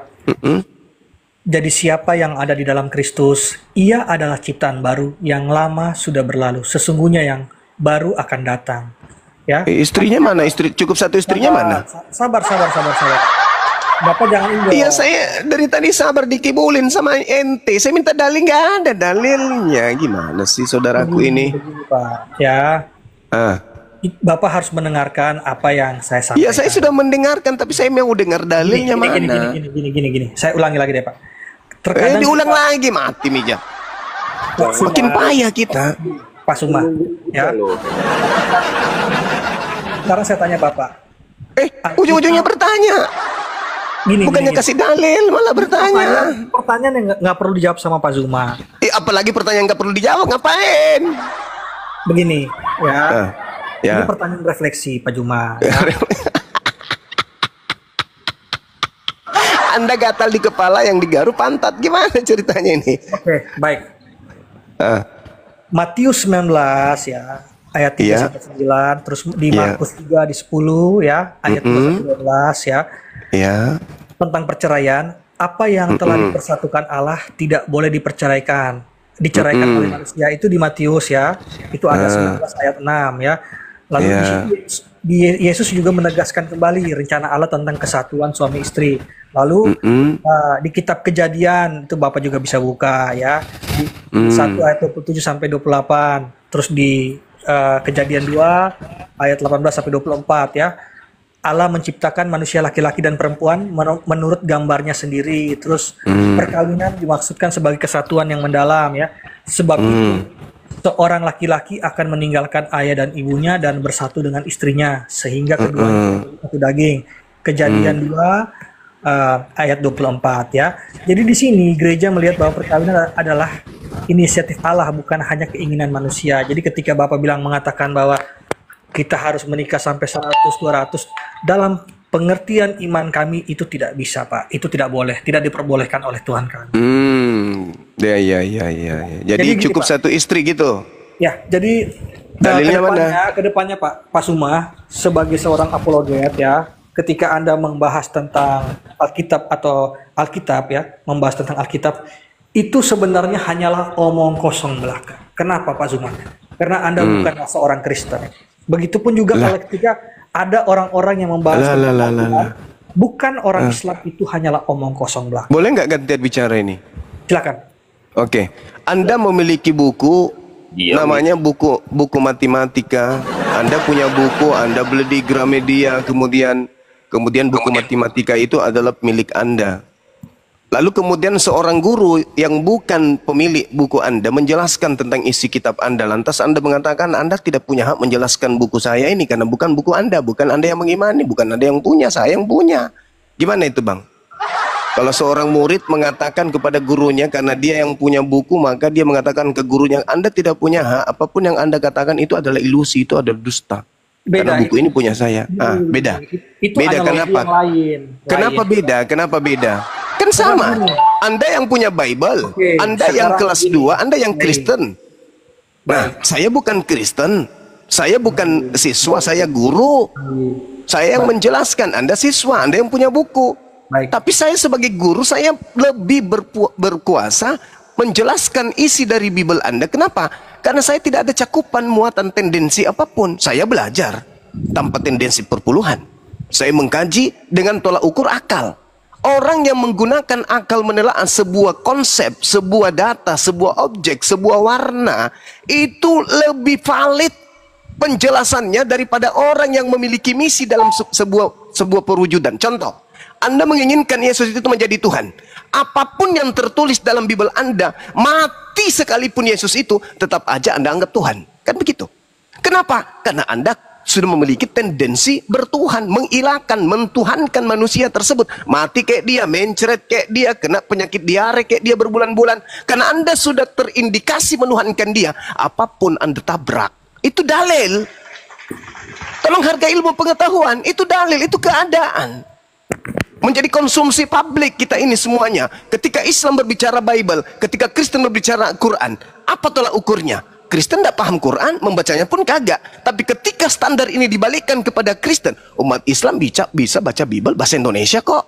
Lagian orang Kristen juga memaknai dirinya sebagai seorang Kristen bukan atas proses berpikir, tapi karena doktrin dan dogma dari mama ayah. Itu yang Anda harus paham. Jangan Anda mengatakan Anda yang punya Bible, Anda yang punya agama, Anda lebih paham daripada saya yang bukan punya Bible dan bukan Kristen. Ingat, seorang guru bukan siswa. Seorang guru bukan pemilik buku. cetak. Tetapi seorang guru mampu menjelaskan dan menguraikan isi kitab dari milik siswa tersebut. Meskipun buku itu bukan bukunya, meskipun guru itu bukan siswa itu sendiri. Sampai sini paham? Baik Pak Suma ya, saya koreksi. Silakan Anda koreksi kebenaran, silakan. Bapak tadi mengatakan bahwa ilmu pengetahuan, hati-hati menggunakan kata itu Pak. Oh enggak dong, ya. Silakan. Adalah dua kata yang berbeda, science and knowledge, ya Pak. Ketika Bapak berkata tentang kebenaran iman dengan kebenaran ilmiah, ini dua hal yang berbeda. Itu di Kristen. Di Islam kagak. Bukan di Kristen, Pak. Nah, itu fakta. Karena memang Kristen ini adalah sesuatu keyakinan, kepercayaan yang dianut harus melepaskan akal. Nggak boleh pakai akal kalau di Kristen. Itu dalil. Itu dalil. Bagaimana Paulus mematikan akal, itu dalil. Itu doktrin dari Paulus. Nggak boleh. Jangankan akal manusia, pernyataan Tuhan pun dikebiri oleh Paulus. Itu pengakuan Paulus sendiri. Cemut, boleh gantian Kak? Baik. Izin Pak ya, saya mengkoreksi ya Pak. Ada 5 silakan kebenaran. Anda koreksi Paulus, silakan. Yang pertama itu kebenaran iman, yang kedua kebenaran ilmiah. Ketika Bapak mengatakan kebenaran ilmiah, itu Bapak sudah keliru. Itu Bapak sudah masuk ke ranah akademik.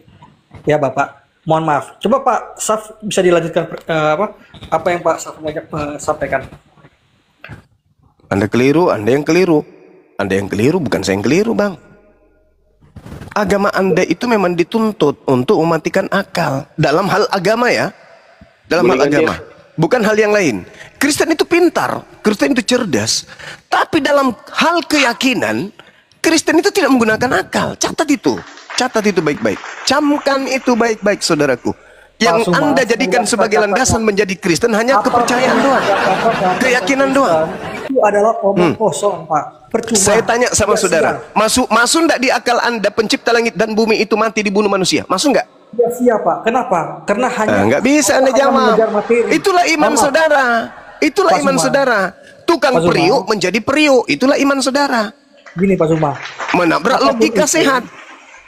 Gini, apapun yang Pak Zuma katakan, Pak Zuma hanya mengejar materi. Bukan Tuhan. Mengejar materi. Hei, saudara. Kata Yesus, penyembah-penyembah yang benar adalah mereka yang khusyuk dalam beribadah dan benar dalam prosesi ibadah. Sekarang Anda beribadah hari Minggu menyembah Yesus, mana kebenarannya di situ? Mana dalil kebenarannya mana?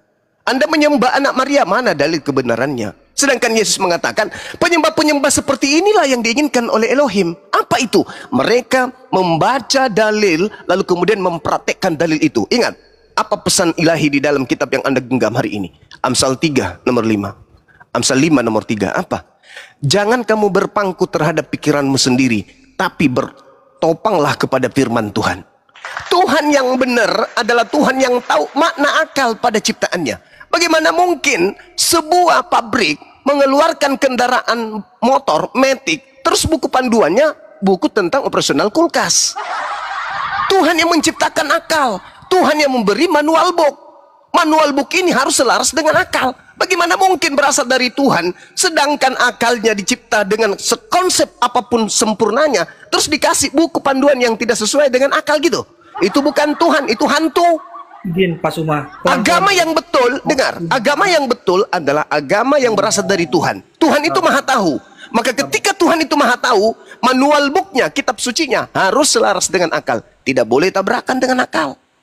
Kalau ada agama tabrakan akalnya dengan bukunya, itu buku bukan firman Tuhan. Itu udah pasti itu. Itu udah pasti.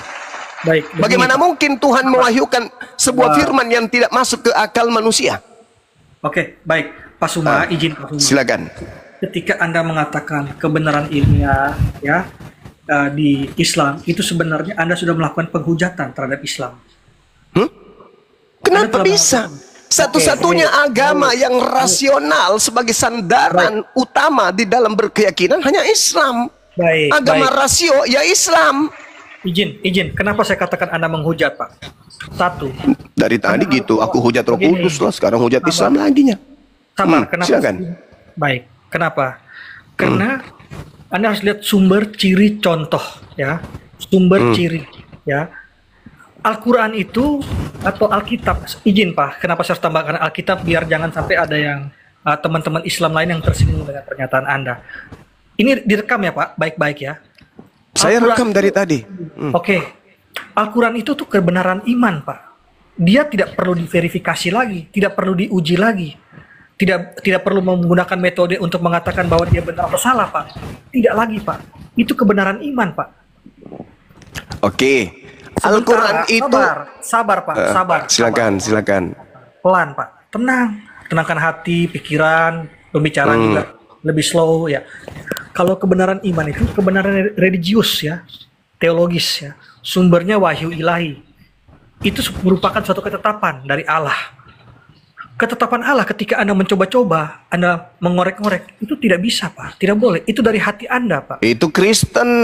Di Kristen iya nggak boleh. Bukan Kristen saja, semua. Oh enggak dong. Oh jangan samakan. Oke, sekarang ketika Anda begitu, sekarang saya katakan, Al-Quran itu wahyu atau dibuktikan secara eksperimen, Pak? Al-Quran itu wahyu yang selaras dengan akal. Berbeda dengan kitab Anda. Terlepas dia selaras dengan akal, Al-Quran itu wahyu. Informasi dari langit. Belakangan baru kemudian ilmuwan mengatakan Al-Quran ini rasional. Ingat, Al-Quran disusun bukan dari hasil penyelidikan. Al-Quran itu seketika dari langit, pemberitaan dari langit selama 20 tahun lebih. Lalu kemudian disusun menjadi sebuah kitab. Berjalannya waktu, kemudian Al-Quran terurai isinya, itu berlandaskan dan tidak bertentangan dengan akal sehat manusia. Berbeda dengan kitab saudara. Kitab saudara didudukan pada saman batu pun tidak cocok kalau standarnya adalah sains, kalau standarnya adalah ilmu pengetahuan. Baik, Pak Suma. Tapi kalau cuma iman doang, dengar, kalau iman doang, tai kambing pun bisa Anda tuhankan. Paham? Kalau cuma iman doang. Oke, baik Pak. Jadi Al-Quran itu dibuktikan secara eksperimen ya Pak? Yes. Oke, dicatat teman-teman, ada 1,3 penonton. Silakan. Mengatakan bahwa Al-Quran dibuktikan secara eksperimen. Artinya silakan. Apa? Kebenaran Al-Quran itu merupakan bersifat sementara. Itu Zuma yang katakan ya, bukan saya. Oh, salah ente. Salah ente. Sabar dulu. Bukan bersifat sementara. Kebenaran Al-Quran itu absolut, tak terganti, tak terurai, kemudian merubah menjadi sebuah yang tidak absolut atau sesuatu yang abstrak. Nggak bisa. Al-Quran menguraikan sebuah kebenaran itu bisa dipertanggungjawabkan. Berbeda. Contoh sekali lagi contoh. Ketika Al-Quran menarasikan manusia berasal dari air, lalu kemudian Bible Anda mengatakan manusia sabar. Ketika Al-Quran mengatakan itu, lalu kemudian di kitab saudara mengatakan bahwasanya dipancarkan seperti susu dan dikentalkan seperti keju. Apakah itu adalah sebuah kebenaran absolut secara ilmiah? Kan tidak. Sementara Al-Quran menarasikan bahwa dia kemudian seperti lintah. Berarti dia tidak dikeraskan seperti keju. Kalau dia dikeraskan seperti keju, Anda lahir dalam keadaan kotak. Kotak tak bergerak. Tapi kalau lintah, elastis, itulah embrio, itulah manusia. Al-Quran lebih sesuai dengan ilmu kedokteran daripada Bible. Itu satu. Yang kedua, ketika Al-Quran mengatakan bahwa langit kokoh tanpa tiang, Biblemu mengatakan dengan tiang. Mana tiangnya sekarang? Buktikan dengan ilmuwan. Ada nggak ilmuwan membuktikan bahwa langit ini kokoh tanpa tiang? Kira-kira Al-Quran salah nggak? Yang salah kitab saudara. Jadi ketika Anda berbicara bahwasanya Al-Quran itu sementara, mana buktikan? Yang sementara itu kitab Anda. Ketika dulu diberitakan langit manusia dicipta, dipancarkan, Anda yang harus sabar, Anda yang sabar, Anda yang pelan. Anda yang sabar, Anda yang pelan. Anda yang tenang, saya lagi berbicara. Anda yang tenang sebagaimana saya tenang tadi. Tenangkan diri Anda. Kristus yang bertanduk 7, bermata 7 yang ada di diri Anda itu tenangkan dulu. Oke? Tenangkan dulu. Ketika awal mula, sabar. Ketika awal mula, belum ada teropong bintang, belum ada apa-apa pada saat itu, kitab Anda mengatakan langit punya tiang. Oke sajalah. Tapi hari ini, Al-Quran datang mengatakan langit tak bertiang. Kira-kira yang masuk akal yang mana? Itu dulu.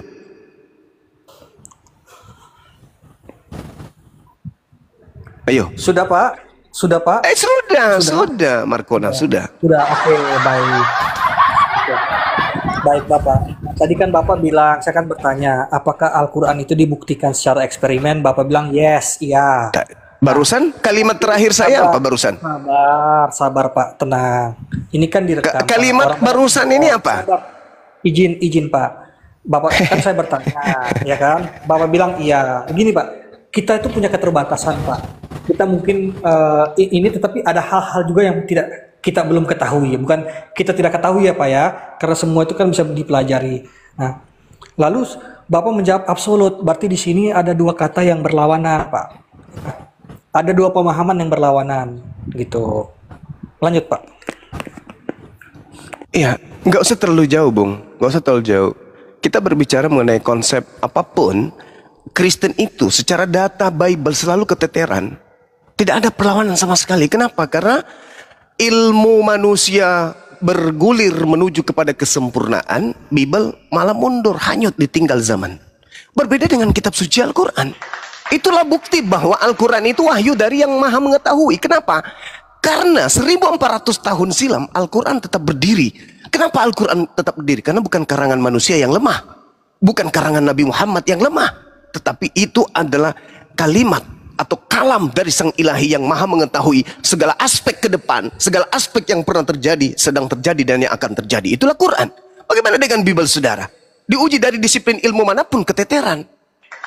Nah, untuk menguatkan kemudian konsep ini agar supaya tetap berlangsung di bumi ini, maka apa yang Anda katakan? Agama itu tidak boleh kemudian dirasionalkan. Memang Kristen, karena memang kitab Anda tidak rasional. Kan begitu. Bagaimana mungkin Anda ingin menjual kepada saya seekor monyet, Anda katakan itu adalah sapi. Sementara kaidah ilmu, disiplin ilmu mengatakan definisi apapun yang Anda pakai, sapi ya sapi. Tapi Anda mencoba untuk mendikte saya itu adalah monyet. Bagaimana mungkin Maria yang melahirkan manusia, Anda ingin mendikte saya itu adalah Tuhan? Sampai muncul 100% manusia, 100% Tuhan, seutuhnya manusia. Itu apa? Kenapa bisa seperti itu? Karena keteteran menghantam logika sehat dengan doktrin. Maka apa yang terjadi? Seperti yang dikatakan oleh Paulus dalam 2 Korintus 10 nomor 5, 2 Korintus 10 nomor 5 dan juga 1 Korintus 1 nomor 19. Apa kata Paulus? Aku membinasakan pemikiran manusia dan merubuhkan ketinggian pengetahuan Tuhan. Aku menggiring manusia kepada Yesus. 1 Korintus 1 nomor 19. Karena tertulis, aku akan menghilangkan kecerdasan orang-orang terpelajar dan kemampuan berpikir cerdas akan kulenyapkan. Itulah yang ada sekarang. Sehingga Anda tidak berpikir, Anda tidak lagi cerdas, Anda tidak lagi kemudian memikirkan sesuatu yang menghantarkan Anda kepada kebenaran. Contoh sederhana, 30 detik terakhir. Ketika Anda bayi, Anda dikasih makanan. Apapun yang Anda dikasih, Anda makan. Sendal jepit pun Anda makan. Kenapa? Anda belum bisa membandingkan mana baik, mana buruk. Masih bayi. Dikasih pakaian. Ketika bayi, dikasih pakaian, apapun yang Anda dikasih, Anda pakai. Mau daster kah, baju perempuan, Anda pakai. Tanpa ada pemikiran pertimbangan. Begitu juga ketika Anda diajarkan bertuhan, Anda pakai. Siapapun orang tua Anda diajak ke gereja, diajak ke masjid. Begitulah adanya. Tapi ketika terjadi kematangan berpikir, apakah Anda masih dipilihkan makanan oleh orang tua Anda? Tidak. Apakah masih dipilihkan pakaian oleh orang tua? Enggak. Anda yang memilihnya sendiri makanan itu. Anda yang memilih pakaian itu sendiri. Salahnya, ketika tiba masa Anda memilih Tuhan, kenapa Anda tidak memilih Tuhan? Kenapa Anda hanya masih pikun seperti bangsa bayi? Sedangkan Anda sudah mampu memilih pakaian. Anda sudah mampu memilih pakaian dan makanan. Kenapa Anda tidak memilih Tuhan? Itulah yang disebut doktrin dan dogma. Egosentris dalam beragama. Sedangkan orang yang benar, mau lahir dari Kristen kek, mau lahir dari Islam kek, iman yang benar adalah iman yang dibangun dari kerangka akal, kerangka berpikir. Bukan dari imani saja. Kalau Anda hanya imani saja, kenapa Anda masih memilih pakaian? Kenapa enggak minta aja ke orang tua, terserah mama aja deh, mau pakaian apapun kasihlah, makanan apapun kasihlah. Enggak kan? Itulah bukti bahwa akal disetting oleh penciptanya untuk supaya pencipta ini menghantarkan ciptaannya menemukan dirinya. Itulah akal. Makanya di Islam, Bung, sabar sedikit lagi, please. Makanya di Islam, Bung, tidak mengatakan Tuhan itu objeknya begini, objeknya begini. Tuhan dalam Islam itu Laisa kamitslihi syai', tidak serupa dengan apapun. Tuhan yang menciptakan kita hanya memberikan tanda-tanda. Ini bukti keberadaanku, ini bukti kalau aku ada. Ini loh buktinya kalau aku ada. Sembahlah aku ada, sembahlah aku. Berbeda dengan di agama Anda. Adanya Tuhan harus diwujudkan menjadi bayi. Kalau di Islam tidak. Makanya Anda lihat di masjid, ada nggak foto Tuhan di sana? Ada nggak patung Tuhan di sana? Nggak ada. Tapi umat Islam ke masjid ngapain? Dia hanya menyeru, Allahu Akbar, wahai dikau Tuhan pencipta langit dan bumi yang maha melihat, maha mendengar. Tuh, mendengar nggak Tuhan? Mendengar. Melihat nggak dia? Melihat. Tapi kalau Anda, Yesus Tuhanku, gimana ceritanya? Yesus kok Tuhan? Nah, inilah pembedaan kita, bahwa Islam itu rasional, sedangkan Kristen itu irrasional dalam tataran keyakinan. Kristen mengatakan imannya benar, yes. Islam juga mengatakan imannya benar, yes. Lalu iman yang benar itu yang mana? Nggak mungkin dua-duanya. Maka kesimpulan akhirnya, karena kita membedah di meja akademisi, iman yang benar adalah iman yang selaras dengan akal sehat. Pakaian yang cocok untuk Anda gunakan adalah pakaian yang selaras dengan akal Anda. Makanan yang cocok untuk Anda adalah makanan yang cocok dengan akal Anda. Tuhan yang cocok untuk Anda sebagai manusia adalah Tuhan yang rasional, yang masuk akal Anda. Jangan yang tidak masuk akal. 30 detik apa 30 menit Pak Suma? Ya, itu bahasa hiasan. Lanjut. Ah, jadi begini Pak Suma. Saya kan sudah tegaskan, atau saya sudah nyatakan dari awal. Baik, tegaskan aja. Apapun yang dikatakan orang di luar dari kekristenan, nah doktrin, ataupun ini, itu adalah omong kosong. Doktrin lagi. Ketika Bapak berkata kebenaran, ada 5 kebenaran. Apakah misalnya begini, Pak Suma ganteng, itu kebenaran apa? Ayo. Tergantung. Ini apologet loh, ini ilmu apologet loh. Tergantung. Iklan bentar, Bang Juma. Nanti malam kamu bisa kesini lagi nggak? Ada seseorang yang pengen berhadapan sama kamu, tapi suruh aja kesini sekarang. Sebentar malam saya ada kelas. Sebentar malam saya ada kajian untuk dai-dai muda. Tapi bisa dijadwalkan? Boleh. Yang penting dia bukan penghujat. Enggak, bukan. Dia apologet juga. Bahasanya baik sih. Tapi kalau memang bisa dijadwalkan, kalau boleh tahu kapan? Biar nanti saya sampaikan ke beliau. Ya, Senin sampai Jumat depan. Saya sudah ada di kota saya. Sekarang saya masih di Dubai. Oke, jamnya? Ya, terserah aja. Mau siang, mau pagi. Ingat ya, jangan penghujat. Kalau cuma sekedar belajar, silakan aja. Kalau menghujat, ya hati-hati. Ya udah, apalagi Pak Suma mengatakan bahwa di meja akademisi ini sangat berbahaya nih pemahaman ini. Loh, kok berbahaya pula? Islam gitu loh. Bukan. Kalau akademisi izin Pak Suma, latar belakang pendidikan Bapak apa? Loh, ngapain ke sana? Paulus pun udah pernah sekolah, Bung. Jadi rasul dia. Kabar. Ketika bahkan Yesus tidak pernah mendaftar di sekolah manapun, dia bisa jadi Tuhan. Gak usah kemana-mana. Baik. Sekarang ini Pak, izin. Sudah berapa KTI yang Anda hasilkan? Apa sih abangku ini? Yang pasti Bang Suma itu sudah memanusiakan manusia, ratusan bahkan ribuan manusia. Alhamdulillah. Syukran sahabat. Ya, KTI apa gitu yang sudah Anda hasilkan gitu? Gimana ceritanya? Kok larinya ke situ sih? Berarti begini Pak Suma, karena Anda bicara di meja akademisi. Yes, Islam itu saudaraku, Islam itu adalah objek pembicaraan dari SD sampai gelar strata tertinggi sekalipun. Itu Islam, itu dibedah. Islam itu dibedah. Yang mau ditanya itu kepada Anda gitu loh Pak. Loh, kok jadi saya? Saya kan berbicara berkaitan dengan keyakinan saya.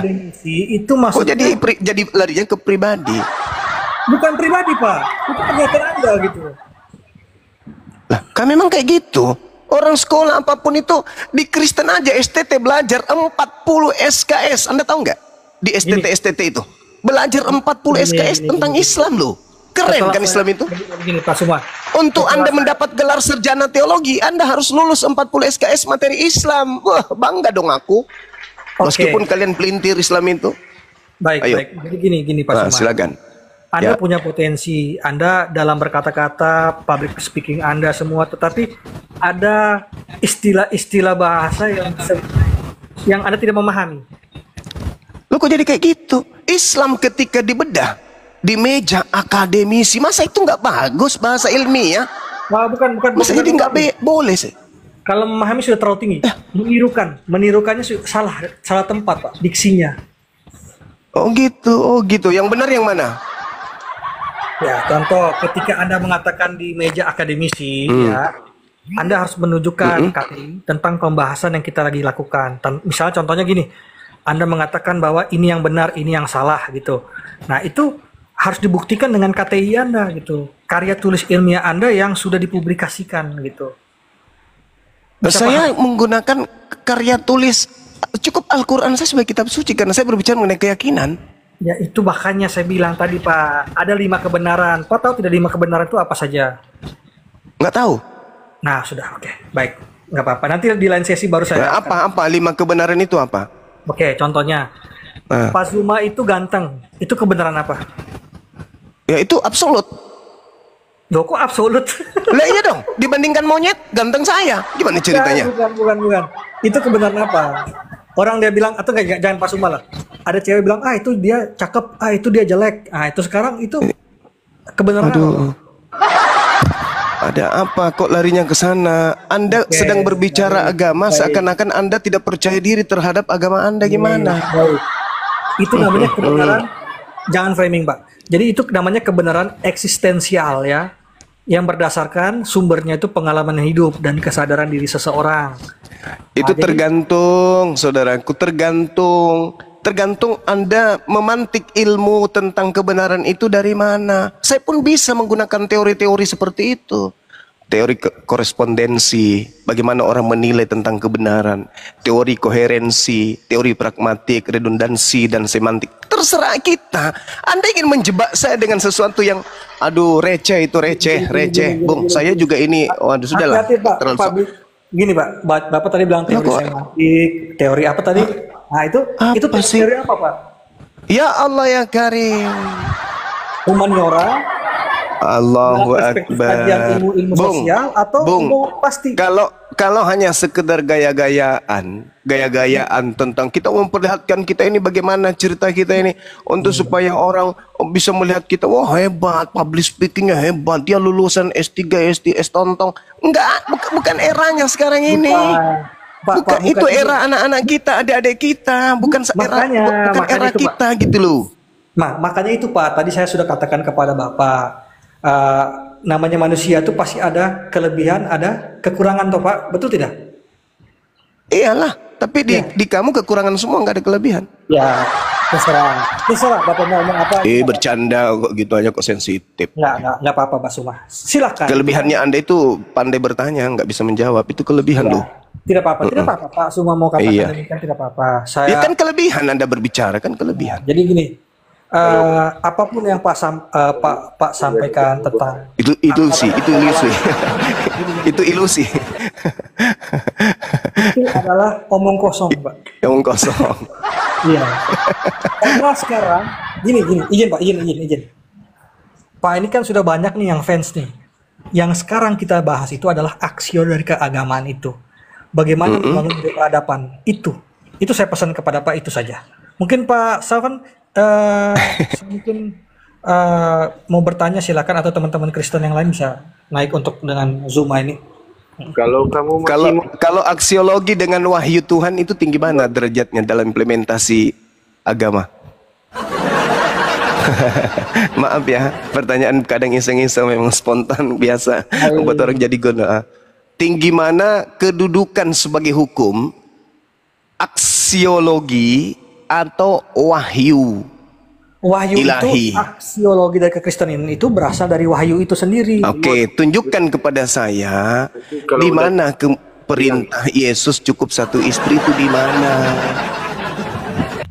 Bahkan kalau Anda, saudaraku, kalau Anda melihat data nih ya, data di dalam kitab saudara, kalau kita berbicara mengenai unsur kebenaran dalam sebuah keyakinan, dasar pijakan kita jelas di dalam kitab saudara diterangkan. Di dalam 1 Yohanes 2 misalnya, apa kata dari kitab saudara? Diterangkan dengan jelas bahwasanya barang siapa yang ada Yesus di dalam dirinya, maka dia wajib wajib hidup sama seperti Yesus hidup. Ini implementasi keyakinan. Kalau Anda sampai dulu, Anda berbicara mengenai aksiologi dengan wahyu. Dengar, saya selesaikan dulu. Di dalam room ini ada 1,4 penonton. Mereka itu juga latar belakang pendidikannya juga berbeda. Tapi di antara mereka juga ada yang doktor, ada yang S2, ada yang magister, ada juga yang sarjana. Jadi Pak Zuma, apa yang Pak Zuma katakan ketika orang itu sudah terdidik, dia hanya diam dan dan tertawa dalam hati. Jadi Pak Zuma lebih banyak, Pak punya talenta, tetapi lebih banyak perlu memahami apa yang saya ucapkan kepada Pak gitu. Karena Bung, Anda tahu nggak? Di antara sekian banyak ratusan orang yang pindah dari Islam, dari Kristen ke Islam melalui tangan saya karena hidayah Allah, itu rata-rata mereka menggunakan ilmu, mereka berpikir, dan mereka rata-rata orang intelektual, orang akademik. Mereka memiliki strata pendidikan yang nggak main-main. Karena kenapa? Pendekatan yang ada di Islam itu, sabar dulu. Satu-satunya, iya dong. Bagaimana tidak? Sekarang begini, saudara. Ketika saya berbicara, syarat untuk memperoleh hidup kekal menurut Yesus itu ditelaah oleh akal atau ditelaah oleh iman? Akal dong dulu bagi orang yang berpendidikan, bukan iman. Nah sekarang jabaran dari untaian kata dari Bible. Bagaimana syarat masuk hidup kekal menurut Yesus? Catat itu. Orang yang punya ilmu, yang senantiasa cinta kepada keilmuan, mereka mendengarkan meskipun beda keyakinan, tertegun dan mulai berpikir. Ke gereja pun pendeta berkhotbah yang terngiang di kupingnya cuma suaranya Bang Zuma. Loh kok pendeta mengatakan hal yang tidak sesuai dengan dalil? Bang Zuma bukan orang Kristen, tapi dia mencatat dan menyampaikan dalil berdasarkan dengan Bible. Padahal dia bukan orang Kristen. Sehingga orang ini merasa bahwa apa tujuan Bible ini? Apakah hanya aksesoris atau sebuah narasi yang dibangun oleh para penerjemah atau mereka yang menuliskan atau sebagai pewarta untuk supaya orang yang menjadi pembaca mendapatkan pesan, menerima pesan dari catatan tersebut? Atau hanya aksesoris doang? Ketika dibaca dilarang, jangan kau baca, nanti tidak ada Roh Kudus. Atau yang disampaikan oleh Bang Zuma itu benar sesuai dengan logika dan sesuai apa yang tertulis. Contoh yang tadi 1 Yohanes 2 nomor 6. Barang siapa mengatakan bahwa ia ada di dalam Yesus, maka dia wajib hidup sama seperti Yesus hidup. Yesus menikah enggak?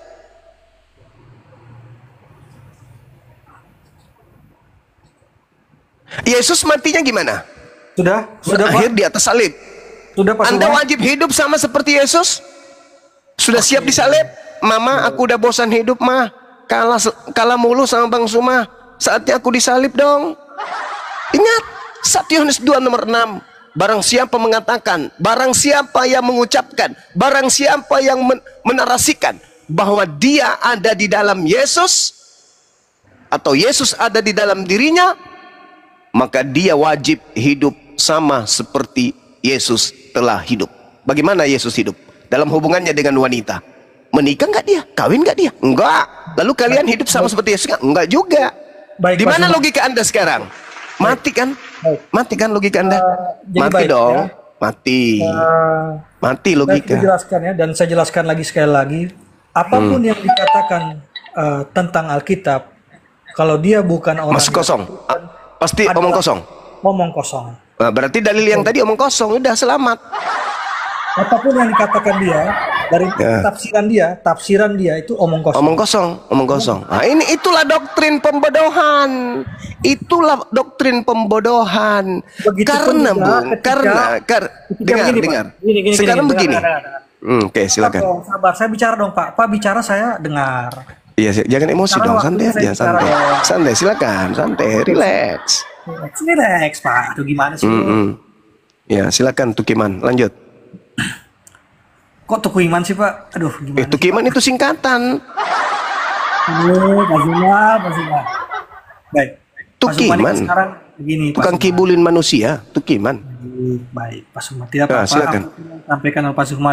Tukiman lain lagi. Tapi kan gini. Yang penting hati Bapak itu kan diketahui sama Tuhan kan Pak? Itu tidak Pak? Iya pastilah Tuhan maha mengetahui. Kecuali Tuhan yang buah ara aja nggak tahu musimnya kapan, itu nggak tahu. Lanjut. Baik. Jadi nilai-nilai kekristenan ya itu berdasarkan dari ada 4. Pertama Alkitab ya, Firman Tuhan sebagai pedoman hidup ya, Yesus Kristus teladan sempurna dalam moral dan perilaku, tradisi gereja, ajaran, doa, dan praktik rohani yang diwariskan. Keempat itu adalah hikmah rohani dan akal budi, refleksi manusia atas kehendak Tuhan. Nah, jadi ciri nilai kekristenan ya dari teologis mengutamakan hubungan manusia dengan Tuhan, iman, doa, kasih kepada Allah. Nilai etis moral mengatur hubungan manusia dengan manusia, kasih, kejujuran, keadilan, kesetiaan. Tuh.